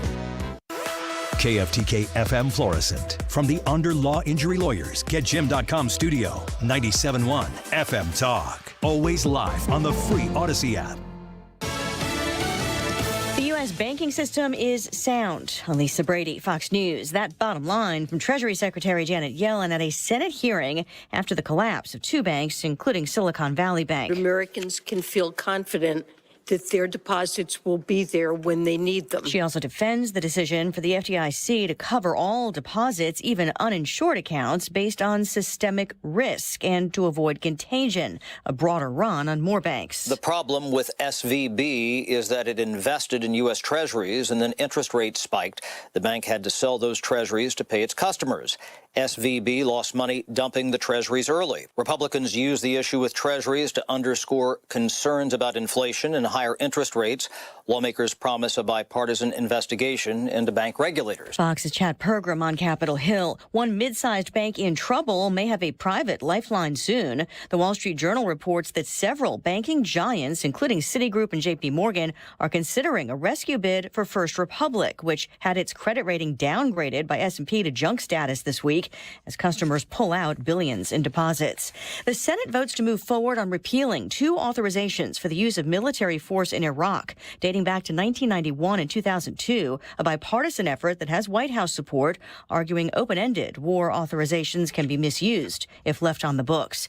The U.S. says the video tells the story about a confrontation with Russian fighter jets that ended with a U.S. surveillance drone in the Black Sea. I think that Our words and our actions speak for themselves, and similarly, Russia's inaccurate information, false information, obfuscation, grasping at straws, changing narratives also speaks for itself. So we're going to stay focused on the facts. Pentagon spokesman Brigadier General Pat Ryder, Russia still denies hitting the drone. America is listening to Fox News.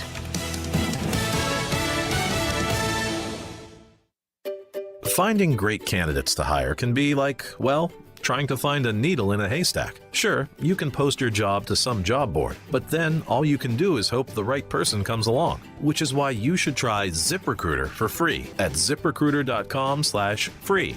ZipRecruiter doesn't depend on candidates finding you. Its powerful technology identifies people with the right experience and actively invites them to apply to your job. You get qualified candidates fast. So while other companies might deliver a lot of hay, ZipRecruiter finds you what you're looking for. The needle in the haystack. 4 out of 5 employers who post a job on ZipRecruiter get a quality candidate through the site within the first day. ZipRecruiter, the smartest way to hire. And right now, you can try ZipRecruiter for free. That's right, free. Just go to this exclusive web address, ZipRecruiter.com/free. That's ZipRecruiter.com/free. ZipRecruiter.com/free. Air Comfort Service, heating, cooling, and insulation, weather.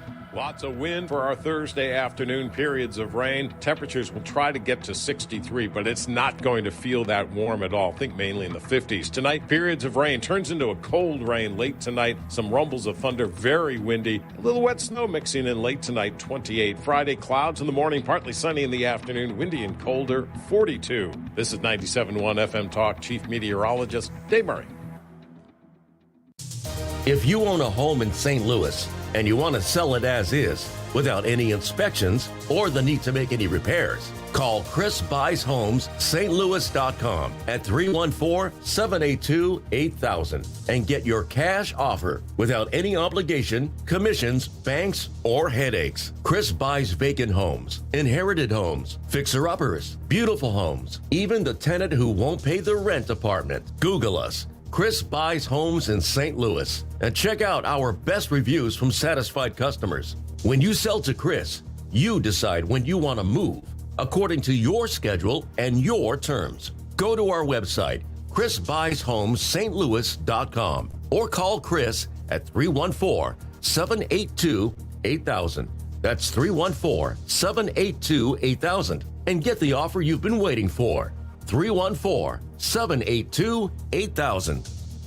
You don't have to put up with sinus problems anymore. There's a solution. Mark Cox here. Call my friends at the St. Louis Sinus Center. They have locations in Festus and Frontenac. You can call them at 314-473-5433. Dr. Gould specializes in balloon sinus dilation. It's done in the office. It's pain-free, unlike traditional sinus surgery. Stop procrastinating. Go to their website at stlsinuscenter.com. There are over 10,000 reasons why steel is not sold at Lowe's or the Home Depot. Find tools for the job site or your own backyard at over 10,000 authorized local steel dealers. Find yours at steelusa.com. Mark Cox here. If you're nearing retirement or already retired, call my friends Thomas Helbig and Bob Kershaw with the Retirement Advisory Group. They'll show you how to link to the market without the risk. They're the official financial advisors of my show. Go online to retirementkey.com. St. Louis's home for conservative talk. Awesome. That's what I'm talking about. 97.1 FM Talk. I look forward to hearing the station all day. Everyone is welcome. That is exactly what I needed to hear. Thank God someone here knows what they're talking about. That's us. That's right. Gotta love this American ride. All right, you need to take the time and get the full picture.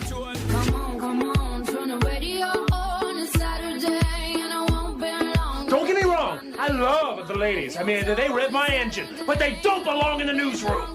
It is Anchor Man, not Anchor Lady. What do you want from me?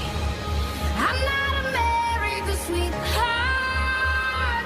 Goodness sake, kid. Keep your voice down. Your father's listening to the radio. I'm not America's sweetheart. This is the Annie Frey Show. To talk about how we can combat hate and anti-Semitism. I also met some Ukrainian refugees who were there, and we need to support them. And I met one woman who was saved in the Holocaust in Germany, settled in Ukraine, and is now a refugee again back in Berlin, where she originally left as a Jew in the Holocaust. So you can't, these are the stories that are happening out there. And so this stuff is so important. This hate is interconnected. You see it in the discourse in the country right now. You see it in the divide that we have, and that just going to the school meeting, you see that hate that is out there. We've got to step up and speak out, and we've got to call out the cowards out there. People, as my wife likes to say, these so-called leaders, but she's right, because you can't be in leadership if you're not going to lead. So you might be asking, whose voice is that? Who's this guy? Well, that's the second gentleman, Doug Emhoff. That is Kamala Harris's husband. And are we past the time where there's a Holocaust reference for everything? I mean, if the Holocaust is what the Holocaust absolutely was, how can we have so many comparisons to it? The nature of the hate and the evil that was present during the Holocaust is unlike what the world, at least in modern times, has ever seen before. And are we not trivializing it every single time we bring up the Holocaust and the hate? It's everywhere. It's in our school board meetings right now. Does he not understand what the Holocaust was, or do I not understand what the school board meetings are? It's him. He doesn't get it. I don't think any of these people out here making Holocaust references and comparing that understand how horrifying of an event it is. We're getting farther away, and then the more people want to make something seem extreme, they go, oh, what's extreme in my brain? The Holocaust. That was horrible. It's literally the Holocaust. No, it's not. Stop it. And the same thing goes for calling people Nazis. Hitler, you Nazis, don't understand. Holocaust. You don't understand what fascism is, and every time you call somebody a Nazi, you just prove that point, and you belittle true Nazism. And then it makes it less likely that people are going to listen to you whenever real Nazis are trying to gain power. Isn't that, I mean, if we actually cared about the real issues that we're illustrating with these ridiculous analogies, how does that type of rhetoric help? What is the outcome that Doug Emhoff wants to happen when he says that? It's an emotional reaction. That's what he wants. He's trying to elicit an emotional response from people, and people go, oh, the Holocaust, that was horrible. Yeah, we need to stop that from happening. We can't let that happen. It's emotional manipulation is what it is. It's not based in fact. It's not based in anything in reality. It's just based on, I can pluck your emotional heartstrings by doing that and get the behavior out of you that I want. It's manipulation. Hannah, I wonder, when you listen to all of these political mudslinging fights, being someone who's more new than Ryan and Brad and I are to this type of incessant conversation, does it make you listen more when you hear someone talk about, this is just like the Holocaust? Or is that something that sounds like almost wallpaper right now because it's used so much? No, that's all I hear. And I am new to the political realm. And it's something I pick up on. Well, if everything's compared to the Holocaust, then yeah, what do I have to go off of here? Like, it's used so frequently that it doesn't have the power that it should. If we were to stop and for a minute assess what actually took place in Nazi Germany and really admit what took place at that moment, would we not? If we water it down with all of these other analogies, I don't like it when people on either side of the aisle do it, but it's fascism is something. Fascists, people assess that the Republican Party is full of fascists all the time. Do you know what you have to do in order to be fascist?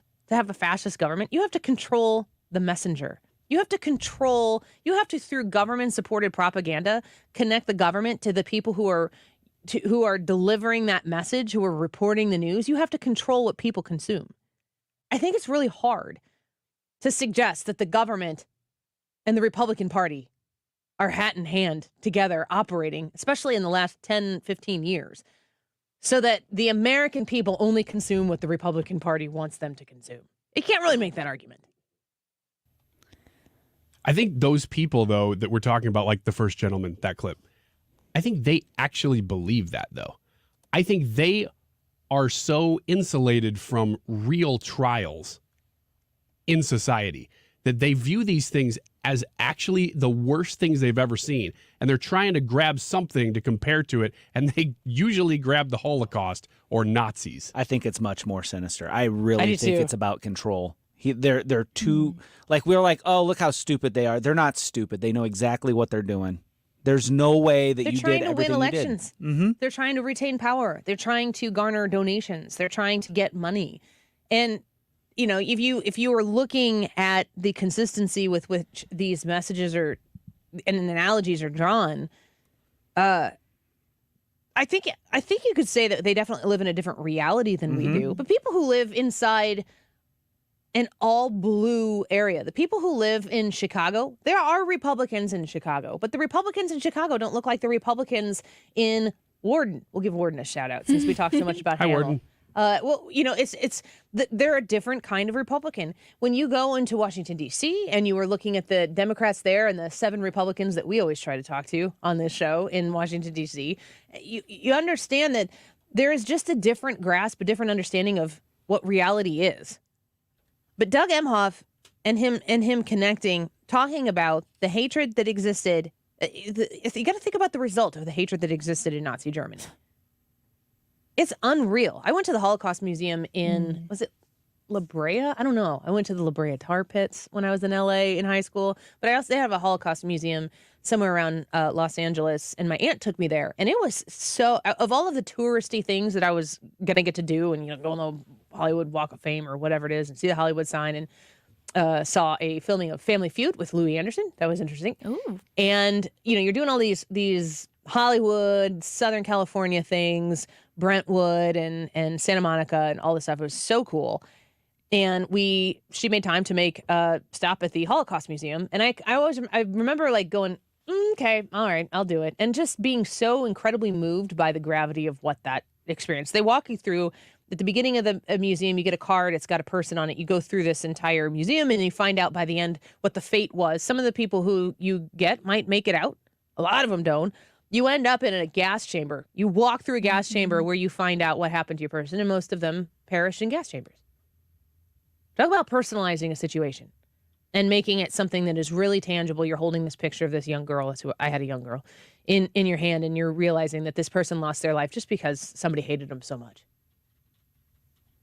American school board meetings? Are you kidding me? It doesn't make any sense to me. I think that the left panics, and so they point to the absolute worst possible case scenario and thing that you could say just because they're panicking and they don't have anything else to say. They're just like, okay, if you support this, then you are XYZ. And I think they just say that out of pure panic.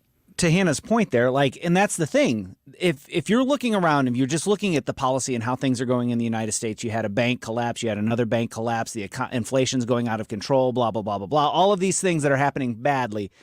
If a person would just look at that, they go, there's no way I'm voting for this party that's in power now. However, when you compare it to something as horrible as like the Holocaust, they're like, 6.5% inflation doesn't seem so bad as long as we're not committing literal genocide. And that's the comparison that's being made here. And so, again, it's panic, but then people that aren't really familiar with it, people that are easily emotionally manipulated, will go along with that. Mm-hmm. And that's how they won the 2022 elections. Is that, too, how you get back to a place where something like that can happen again? I think so, because, again, there's that whole side of people out there going, this isn't it, this isn't it, this isn't it. And then whenever it happens, they're like, oh, yeah, it's not actually it. You already lied to us like 14 other times about this. We know you're full of bologna sausage, and then it happens. Or you get to, you go through all of these analogies. Like you said, you maybe get desensitized to it, but then you don't actually acknowledge what the real true gravity of such a situation actually was. Here's another comment from the president on a topic that seems to be finding its way into the news, especially on social media, all over the place. Transgender kids is a really harder thing. What's going on in Florida is, as my mother would say, close to sinful. I mean, it's just terrible what they're doing.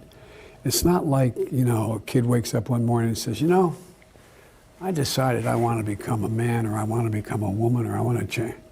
I mean, what are they thinking about here? They're human beings. They love, they have feelings, they have inclinations that are, it just, to me, is, I don't know, it's cruel. And the way we do it is we make sure we pass legislation like we passed on same-sex marriage. You mess with that, you're breaking the law, and you're going to be held accountable.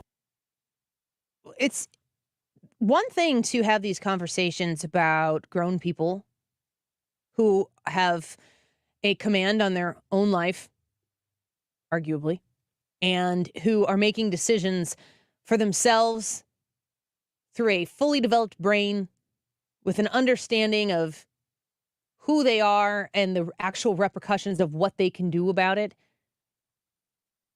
But there is a whole conversation right now with the phrase trans babies. What? I say this as a mother of a baby, soon to be toddler, or soon to be 2-year-old. She's a toddler right now. She understands. She's very smart. She learns very quick. There is zero indication in my 21-month-old daughter that she has an understanding of what her gender identity is. It's not an issue. It's not a concern. We dress her how we dress her. We have clothes that she wears that are maybe hand-me-downs from when we had Charlie, a few pairs of jeans and stuff that she might wear that might have been boy pants before. It does not make her more of a less of a girl or more of a boy if she's wearing Levi's jeans that were once worn by a boy. Doesn't change who she is. She's not thinking about it. I'll tell you what she's thinking about, whatever she's hollering about at that time. That's the way toddlers behave. When they're hungry, they tell you they're hungry, sometimes aggressively so. When they're tired, they let you know that they're tired. If they need their pants changed, they let you know that they need their pants changed. This is how they communicate. There's no intellectual gender spectrum that these children are living on. That is something that is being put upon them by adults who, in my estimation, are criminally affecting the permanent lives of these children. I don't understand how we got to a place from, we've got a clip here from Dylan Mulvaney. Is this from Drew Barrymore? Yes. Oh, gosh. Sorry, guys. I still read the comments, but there is so much hatred directed at the trans community right now. It's everywhere. And I think the greatest weapon that I can contribute is trans joy and comedy and talking about hard, subjects and really intricate moments of a transition and try to let everybody in to see that, I'm not a monster. I'm not somebody that, is trying to do anything but be myself and be happy. Love ya. Thank you, everybody, for that support. Here's the thing. Dylan Mulvaney isn't doing anything criminal if Dylan Mulvaney is doing all of this for Dylan Mulvaney. If Dylan Mulvaney, in her grown life, wants to have a TikTok channel talking about her life this way and put it out there, here's the deal. In America, I can choose not to consume it. I do not hate Dylan Mulvaney. I am not interested in consuming her trans joy. Is there a place for people who disagree with Dylan's chosen lifestyle to express their hatred for her? I don't think that there is. I don't think that you can advocate for the reality that you disagree with the way someone's living, you don't like the way someone's living, and therefore you apply hate to it. I think that is a 100% across the board product of a broken, sinful culture. The idea that hate is the way that you communicate the fact that you don't agree with Dylan's lifestyle. But Dylan is sorely misunderstood. If anybody who disagrees with her lifestyle, that is synonymous with hate. If you want to live a conservative lifestyle, if you want to live a religious, and I'm not saying Christian on purpose, there are lots of religions that would look at that lifestyle and say, that's not it. If you want to embrace those lifestyles where you have a more socially conservative outlook, faith-based on the way the world works, if you are not walking the path that Dylan Mulvaney is, in America, you have a right and an expectation to be emboldened in the life that you choose to lead and the identity you choose to have. And if it does not align with Dylan Mulvaney's, that does not automatically equate hate.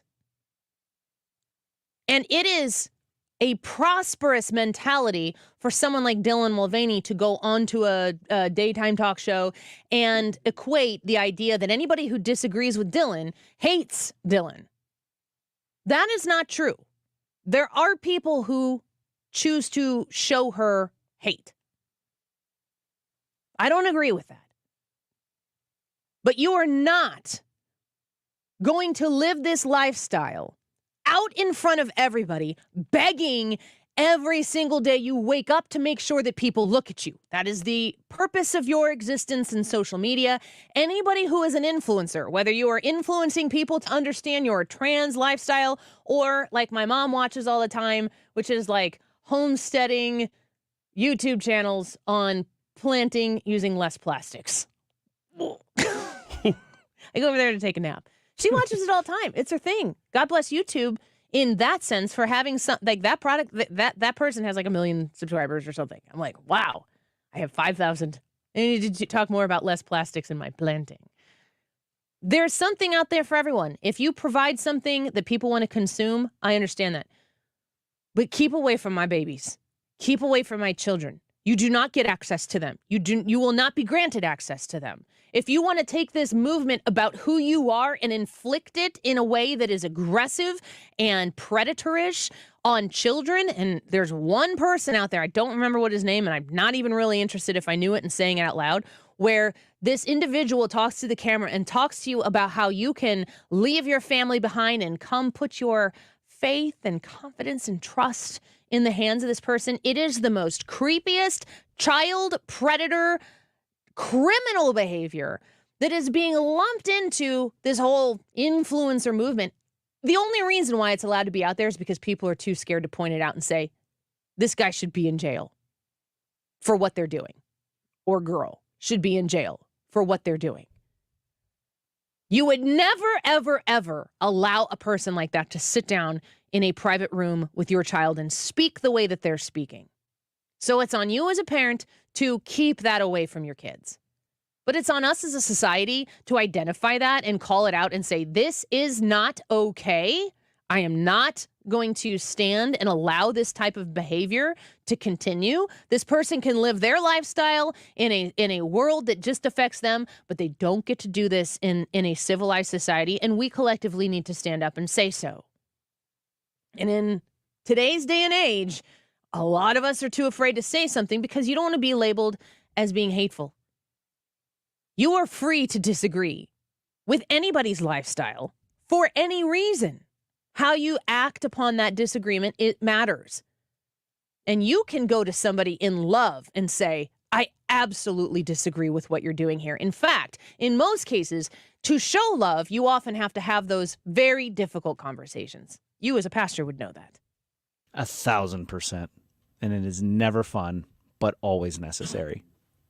The people who love you the most will be the ones who are willing to risk what's at stake to say those things that they believe to be true. And if we would start communicating our disagreements in a way that is based on a foundation of love, maybe we would actually get somewhere, and maybe there'd be less traction on social media because it's not as crazy. Would love to know what you think about this. Join us on our live chat. You can comment. I'm going to go read through the comments here in the break as well, and vote in that YouTube poll. 600 days until the election. Will it be Biden versus Trump? We don't know what Wiggins thinks about this. We'll ask him as soon as we come back. Don't go away. And baby, I'll be moving on, and I think it should be something I don't want to hold back. The Annie Frey Show is streaming online. Watch us live on YouTube and subscribe. She likes everyone, and I never like to admit that I was wrong, and I've been so caught up. StayHomeMedical.com. When you want a nurse practitioner, a medical professional to come to your home and provide you the urgent care services that you would need, or maybe the laboratory draw services that you need, StayHomeMedical.com. Go to that website and learn about this special service.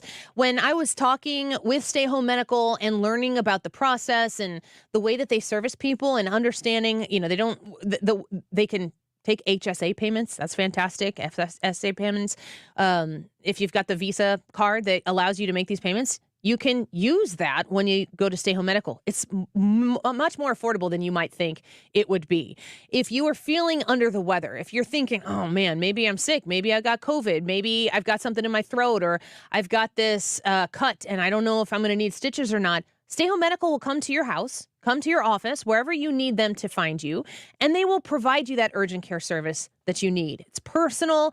They can treat multiple people in the house. If multiple people are having the same kind of symptoms, or multiple people going to need prescriptions, Stay Home Medical is the solution. 314-944-3003, 314-944-3003, online at stayhomemedical.com.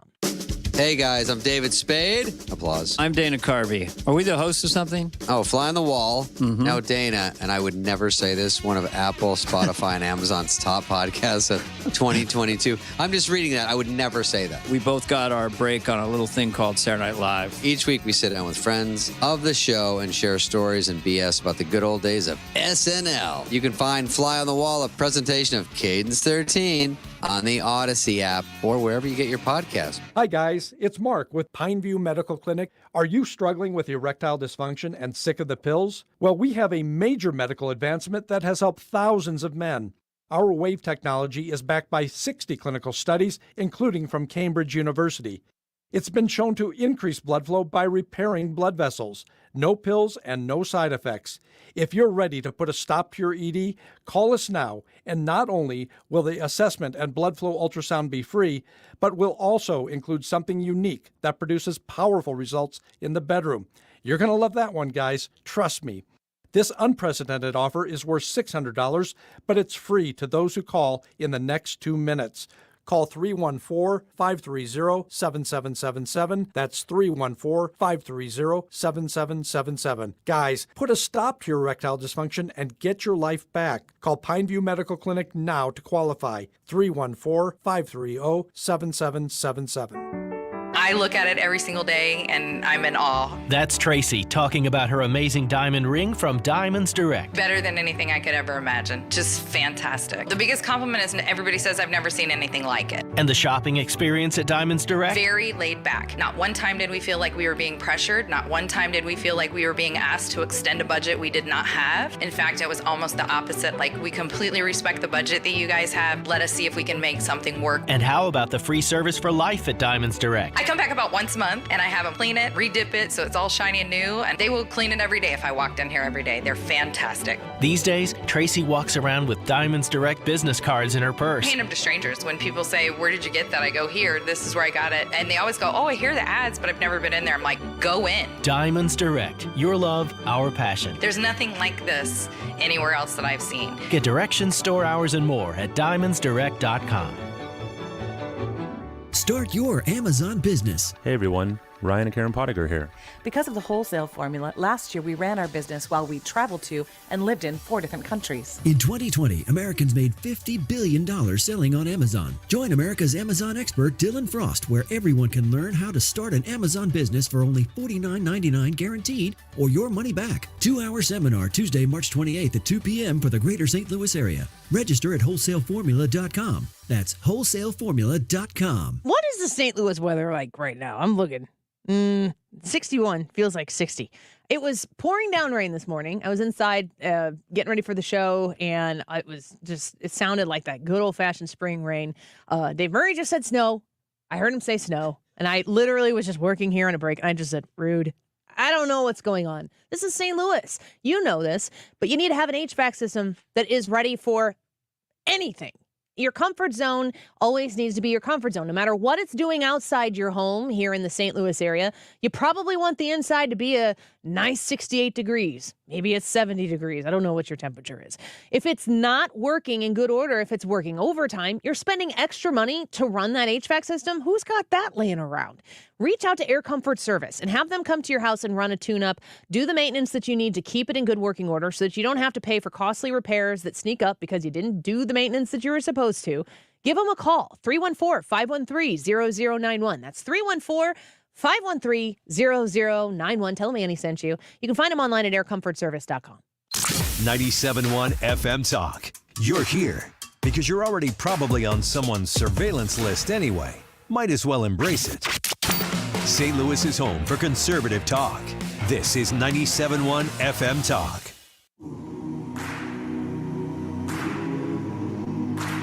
This is the Annie Frey Show. Follow Annie on Twitter at Annie Frey Show.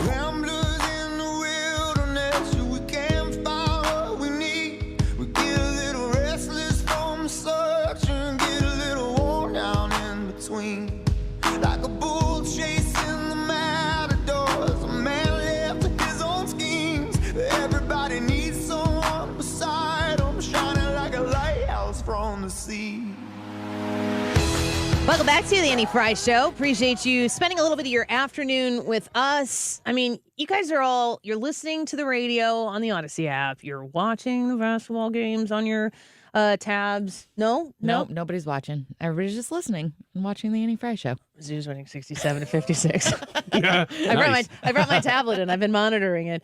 Illinois. Why am I not watching Illinois? Hold on a second. Why are you not watching Stand Illinois? by! Ooh, is Illinois even on? I didn't know that. Why aren't you watching the Annie Frey Show? I'm not even listening to the Annie Frey Show. We're living the Annie Frey Show. The YouTube live chat poll on the YouTube channel. So open one more tab on your computer and watch us right now and comment because Hannah needs some more reaction, wants to know what you think about it. 600 days until the election. Will it be Biden versus Trump? Yes or no? Trisha's in here to do Annie, are you okay in a second? Will it be Biden versus Trump? No. No? Mm-mm. Will it be Biden or Trump? Well, one of them, you think? Yeah. You think Trump's going to be in it? I do. I'm not saying I want that to be the case. No, but I think that Trump will claw his way to the top, and I think Biden's as long as it goes all the way into the White out. House, then high five, Donald. Ryan, what do you think? Yes, I think that if I was a betting man, that would be my bet right now, that those two candidates were going to be up against each other and that the whole of America is going to go, really? Biden, Trump again? Why did we pick this? But we did. I do think that'll be the case. Around the room, if it's Biden, Trump, who wins? Brad. Trump. Hannah. Show's over 3. I'm going to be positive and say Trump. Okay. Ryan? Yeah, I'll say Trump. I'd say Biden. I think it's Biden. I don't want it to be. Same. I didn't want to say that out loud, but it's what I think too. You didn't want to put bad juju out there. Yeah. Hannah's going to give us our record. next thoughts in 3 minutes. Yeah. All right. Well, let's we're moving Annie, are you okay, to Thursdays to give Trisha the appropriate amount of time that she deserves. So. And now it's time to play Is Annie Okay With This? All right. A Chicago man is suing Buffalo Wild Wings over their boneless wings because they are nothing more than nuggets. Amin Halam ordered the menu item in January of 2023, thinking he was exclusively getting chicken wing meat. Now he's claiming he suffered financial injury and is demanding unspecified compensation for monetary losses suffered. His lawyers are arguing that false and deceptive marketing and advertising, this is the weird part, if not corrected, would amount to ongoing injury against their client due to his desire or lack thereof to purchase the product in the future. I hate lawyers. Ongoing injury. B-Dubs clapped back on Twitter saying, quote, "It's true. Our boneless wings are all white meat chicken. Our hamburgers contain no ham. Our buffalo wings are 0% buffalo." Oh, man. Annie, are you okay with this lawsuit? No, I only want. I am a non-bone-in wing eater. I am a boneless wing consumer. I've literally stop laughing at me. She's choosing her words so carefully. She's like she's part of the lawsuit. And another thing about Joe Biden. Yeah, this is my suit. What was my name? I just want it to be real chicken. I would rather it be chicken breast, white chicken. It's Same. Mm-hmm. This is a pro for Buffalo Wild Wings. I would think so, and so does Buffalo Wild Wings, but he might have a case because other places do chicken poppers or chicken chunks or different things to get away from this. Chicken slime. Slime, yeah, if they're being honest. He's not wrong in calling them basically chicken nuggets. There's nothing about them that are wings. But I don't think that you can say they're not chicken. It's not a boneless wing. It's a chicken nugget, because what is a nugget? It's a little chunk of chicken. Well, it's definitely not a wing. No, because if you look at what, if you look at what his, I mean, it might be partly. Could be. Part of it Aren't there nuggets out there that are chicken parts? Oh, yeah. But didn't Buffalo Wild Wings just say that theirs were all white meat? All white meat. So there's no wing in those. I wonder if they hurt themselves. But that's my point. I want to sue this guy because he's wrong. Because he says they're not chicken wings, they're chicken nuggets. And I don't think that nugget has a definition. I think that chicken This is true. wings with bones in, you could argue, could potentially also be nuggets of chicken. I am wholly on the side of this man. So you and I can go in a suit against each other. What I want in a boneless wing is just the wing. Somebody took the bone out of it, and I'm eating what's left of that meat. No, you don't. That's so That's what weird. I want. I love it, though. But It's I so want the weird. literalness of boneless wing. Tell me that it's a wing. I want to eat a wing. As somebody who only eats the boneless wings, I just want it to be a whole piece of chicken. I don't want it to be a I'm with you. manufactured thing that someone's like, here's what chicken tastes like all together. Mushed together. Yeah. So, no, you don't love this lawsuit? I'm not 100% sure. Just come back around. I am okay with Buffalo Wild Wings. Okay. That's where we are. Great. The Department of Transportation is looking to eliminate fees involving children on airlines. Oh boy, talk to me about that. They have proposed legislation that would stop airlines from being able to charge a family extra money for selecting seating next to their children, as long as seats are available. The legislation would apply to every U.S. carrier as long as there are adjacent seats available when a family is booking. It also classifies children as being under the age of 14. American Airlines and Frontier have already made the change. I fly Southwest and they don't have fees for any of that stuff, and they don't even, like, you just sit wherever you sit. And I'm always like, here, sir, would you please hold my baby? I think that's... She's going to cry all the time. I don't want to sit by her. Unusual. I want Here's to her diapers. board on C49 as my seat, so I can be like, all right, now, Molly, you're going to go way back here, and I'm going to sit in the front between those two people. And then that's just the way the boarding process is for Southwest. Yeah. I think that there are a lot of airlines that make you pay extra to select your seats, and I think this would take that away for families. Yeah, I'm okay with that. There's all the... I get the digital churn. I know what they're doing here. But there's article after article after article of this man wouldn't give his seat up to let a mother sit with their child. And this is the predictable thing about the culture we live in right now. The only reason why it's a story that somebody took the time to write and put out there that people will share is because they always take the time to support the guy who wouldn't move. You know why? Because we need to break down the value and importance and perceived hierarchy of people who have families over those people who don't. You don't believe it? I think that if there's a place for you to select seats, I don't think you have any right to demand that of that guy. And if the guy says no, then you should just respectfully respect his decision. When you I think it makes him a jerk, but I don't. Well, it's not True. it's not about what you have the right to. That's the kind of my Yeah. point. It's not, the story isn't written to question the policies that are in place. The stories are written to champion the guy who refused to move because a parent wanted to sit with their child, because why should he have to? And it's like, he doesn't have to. Right. It would just be nice if he did. And, I don't even read the articles, so I don't even know the details because they're so predictable. I'm going to start sharing them, tweeting them when I see them. But the implication, the headline readers that are out there, what you're supposed to read is, just because you don't have kids and other people do doesn't mean you should rearrange your life around them. I don't think that you should have to rearrange your life about anybody. But what if we wrote articles about all of the people, because most people probably will flip a seat so you can sit next to your kid. Like if you want the aisle seat and somebody is, whatever. Most just so people that you are can, decent. Yes, most people would do that. We don't write articles about that because it doesn't make people click or share or say, yeah, good on this guy for not moving because she should have done. Yeah, I would read that article and think that guy's a jerk. I would think that the Yeah. article was written like that guy's a jerk. Yeah. But this for me, and maybe it is because I don't have a family, I do not love the idea that the government wants to intervene for people with kids to make it cheaper to fly if you want to pick your seats. Then A seat's a seat. Right. I mean, if you're buying a seat for your kid, they don't charge you less because your kid's butt is smaller than the grown up. No, but they charge everybody more if you want seats in a specific location, right? So if my husband and I want to go and we want to sit somewhere, but if my husband was my kid, it wouldn't cost the same amount. Does that make, I get it because kids are different than adults. I don't but- know. I think you probably put an age on it, but listen, I don't want to have 14. to walk into 14. Yeah, I don't really love the thought. And I fly Southwest, and here's what I do. I will pay for early bird so that I get a higher thing. Southwest also lets families board after A group before B group. So if you get a B boarding group and you're there with a family at a certain age, I think they just increased the age, actually, of the kid. Then you get to board all together afterwards, so you do get to sit together. You might have to go sit in the back, but you can sit together. If that's your priority, go to the back and then let the seats in the front, let adults, a couple, split up in 2 rows, but then they can sit in the front, whatever. Especially in this day and age, you want to put a 10-year-old kid between 2 strange men because that's the seat that is open.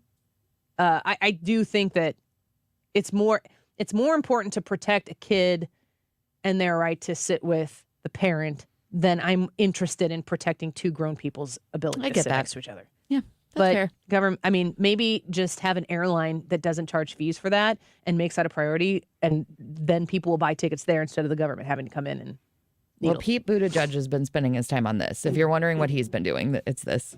I have been wondering. His name finally came up in a story. Yeah. And that's where he is. I appreciate that. You got a couple more? I do. All right, let's take a quick break. More Annie, Are You Okay? Right around the corner, and go vote in that YouTube live chat poll. Hannah will wrap up your comments, your thoughts on, will it be Biden versus Trump in the 2024 presidential election? Yes or no? Not who wins, but is that who the two are going to be? It's very possible. We want to know what your thoughts are. Back in a minute. This is the Annie Frey Show. Follow Annie on Twitter at Annie Frey Show. 314-324-4440 is the number to call or text Stewie right now and ask him about the possibility of a mortgage refinance, if that's something that you need. Now, if you are looking to purchase a home and you want to be the most competitive buyer, you found the house, it needs to be your home, and you need to put everything you got into making sure you're the most competitive buyer and you get that accepted offer, you got to use the bagel loan. You have to choose Stewart's American Mortgage. I'll give you the opportunity to call or text him and let him sell the bagel loan to you because he does a great job at it. I've used it for a refinance twice. When you call or text 314-324-4440, you can explain, here's what we're thinking. This is the offer we want to make. And he will walk you through the whole process. Stewie will not lead you astray. He will use what he can do to make you the most competitive buyer. For instance, you get your pre-approval. You can go onto the website that he has and generate your own pre-approval letters for your offer. So if you want to change that offer, you don't have to wait for another person to generate a piece of paper, so you can get that offer in on time. Contact Stewie. He is fantastic. He's a great supporter of the show. I hope you will consider giving him your business. 314-324-4440. Google the Bagel Loan, NMLS number 226-715. I'm Brian Westbrook with Coalition Life. Over the past decade, Coalition Life has served thousands of women in crisis pregnancies, helping to save the lives of the children that they carry. Help us build a better community while also reducing or completely eliminating your Missouri taxes with a 70% tax credit. A $1,000 donation today to help these women could cost you as little as $141 out of pocket. Learn more at coalitionlife.com, coalitionlife.com. Thank you. Stop everything you're doing right now and ask yourself, are you currently receiving steady paychecks? What about when you're retired? Will you receive a monthly check to cover your expenses and also have some fun? Marvin Mitchell and the team at Compass Retirement Solutions calls this mailbox money. It's a monthly check you'll receive throughout retirement. They don't want you to worry about if the money will show up or how much money you'll receive. The only thing they want you to think about is how to spend it when it arrives. Find out how to get enough money in your mailbox every month when you're retired. Call Marvin Mitchell and the Compass Retirement Solutions team at 314-373-1598 to start working on a plan that can help you create the monthly income you'll need in retirement. Call 314-373-1598 right now and schedule a visit with Compass Retirement Solutions. 314-373-1598. Firm offers insurance services, investments, and services offered through Compass Retirement Group, a registered investment advisory in Missouri and Illinois. Hi, this is Brian with Velocity Home Buyers, and I buy houses cash. If you own a house and want to sell it fast at a fair price, call me at 314-782-3333. I can pay cash and close in as little as 7 days. I buy houses in any condition and any price range in the St. Louis area. I'm a private real estate investor who buys several houses a month, and I want to buy more. I buy inherited houses, divorce houses, behind in payment houses. I even buy my tenant won't pay me the rent houses. Do you own a house that needs updating, but you don't have the time or money for it? Great, because I love buying outdated houses. I buy vacant houses, job relocation houses, and foreclosure houses. If you own a house and want to sell it fast, call me at 314-782-3333. That's 314-782-3333. You're listening to the Annie Frey Show live from the Air Comfort Service Heating, Cooling, and Insulation Studio. Air Comfort Service is celebrating 54 years of residential and commercial service, maintenance, and installation of heating and cooling systems. Get in your comfort zone. Visit aircomfortservice.com. The Mark Reardon Show. Brad Young's on the line with us. Gardner makes the point here that if you want to remove a prosecutor from office, the only way to do it is to show corruption and illegal activity. Weekdays from 3 to 6. St. Louis's home for conservative talk.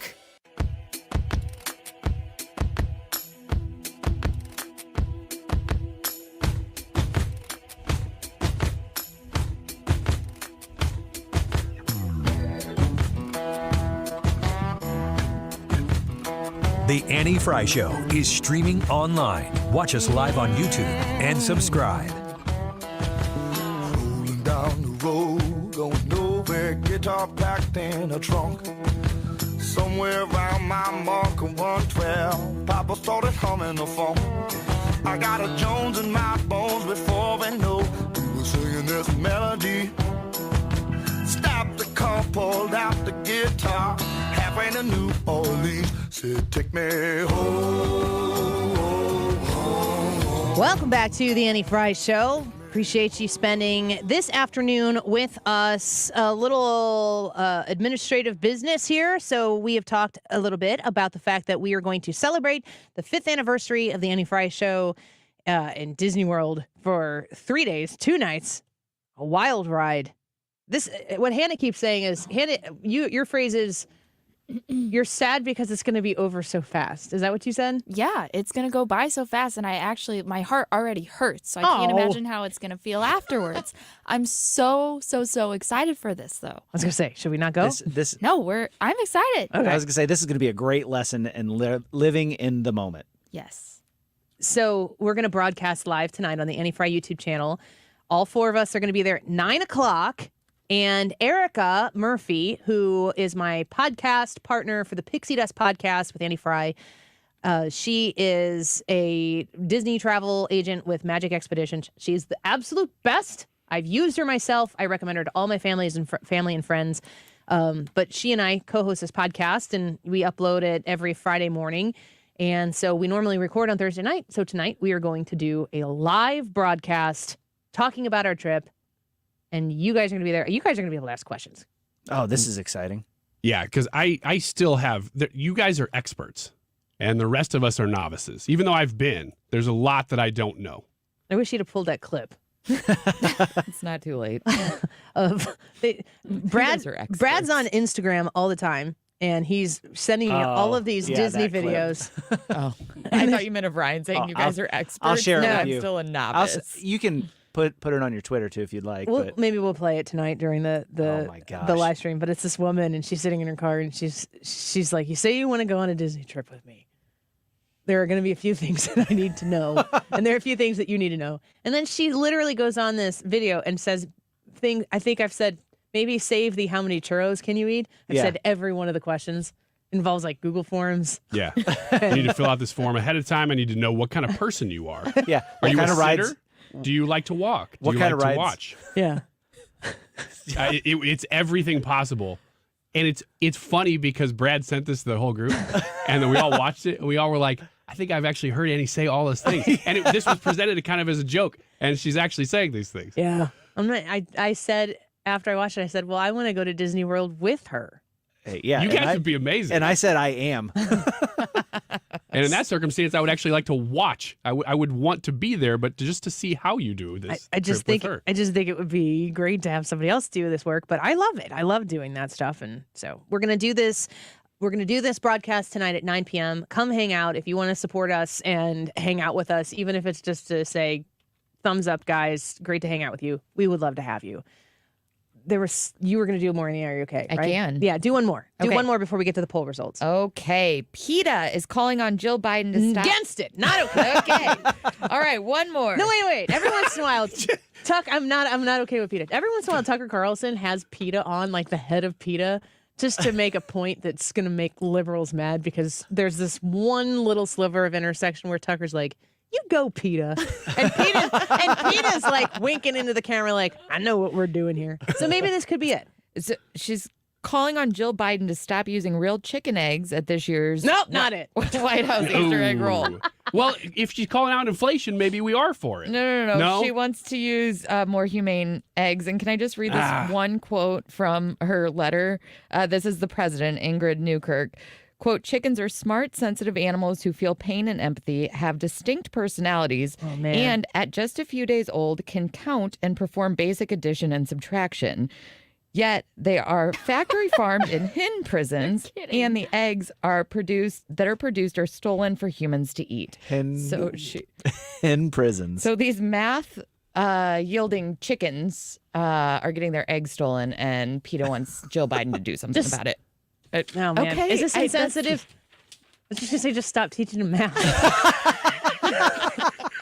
Then you can take all the eggs they want. They can't count them. I don't think PETA's going to come on the show. You don't think so? No? No, not really worried about it. If you could teach chickens a different subject, would you, though? Like geography? History, civics, somebody should know. Don't teach them civics. It's true. And then I'm once a they chicken learn, and I have rights. we're gonna take a chicken spy, teach it all these things, and then send it in the White House. I'm not okay with that. No. Okay with that? No. Okay. All right. That's all I got. Hannah, you want to do the poll? What are you doing over there? She's listening to the show. She's working. She's watching basketball. She's listening on the Odyssey app. We're She's doing a trying to great win job. those Guns N' Roses tickets. Yeah. Earlier in the show, was it the 1 o'clock hour, 2 o'clock hour?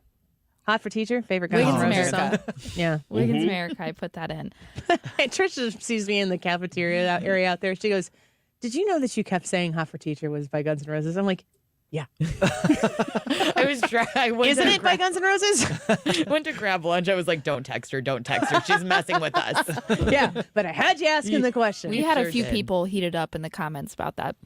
All right, the YouTube poll is asking, with 600 days until the election, will it be Biden versus Trump, yes or no? 63% of the people said no, it will not be Biden versus Trump. 37% of the people said yes, it will be. 37? So a little bit, about a third of the people think that's probably about right. Yeah. Brad, you were a no? I'm a no. No. Yes. No. So everybody. I thought you were a yes. Yes? Oh, You said yes earlier. I said both. I don't know. Well, you got your What'd bases you vote covered in the then. poll? She voted both. She had 2 different accounts. I got women too. Oh, man. Go Wait, to is this why I had to dance? What? You voted a whole bunch of extra times? Just 8. I guarantee you that's why we had to dance. Didn't you guys say you were going to do a dance when we got 5,000? We did? Wait, was it us? I don't know what we said. Well, I don't want you guys to dance without the people who know what they're doing. Well, that's true, but I thought it was going to be them doing the dance and not I think we Ryan need and to check the tape. I think we said at 5,000. And Our listeners will remember. You let us know. Pushing 5,300 subscribers right Woo! now. And the 97.1 account, YouTube account, got like 8,000 subscribers because of something Sue Thomas said, right? Anna posted a short and it doubled in like 5 minutes. We need to have Sue Thomas fill in for this show right now and start saying really, really viral things. Can we make that happen? Sure. All right. Mark Reardon coming up next. Don't go away. It's March, and you know what that means? Taxes are almost due. Jackson Hewitt can help you win tax season. That's the sound of your maximum tax refund. The sound of getting 50% off tax prep. The sound of many of our competitors' prices going up. And the sound of getting to your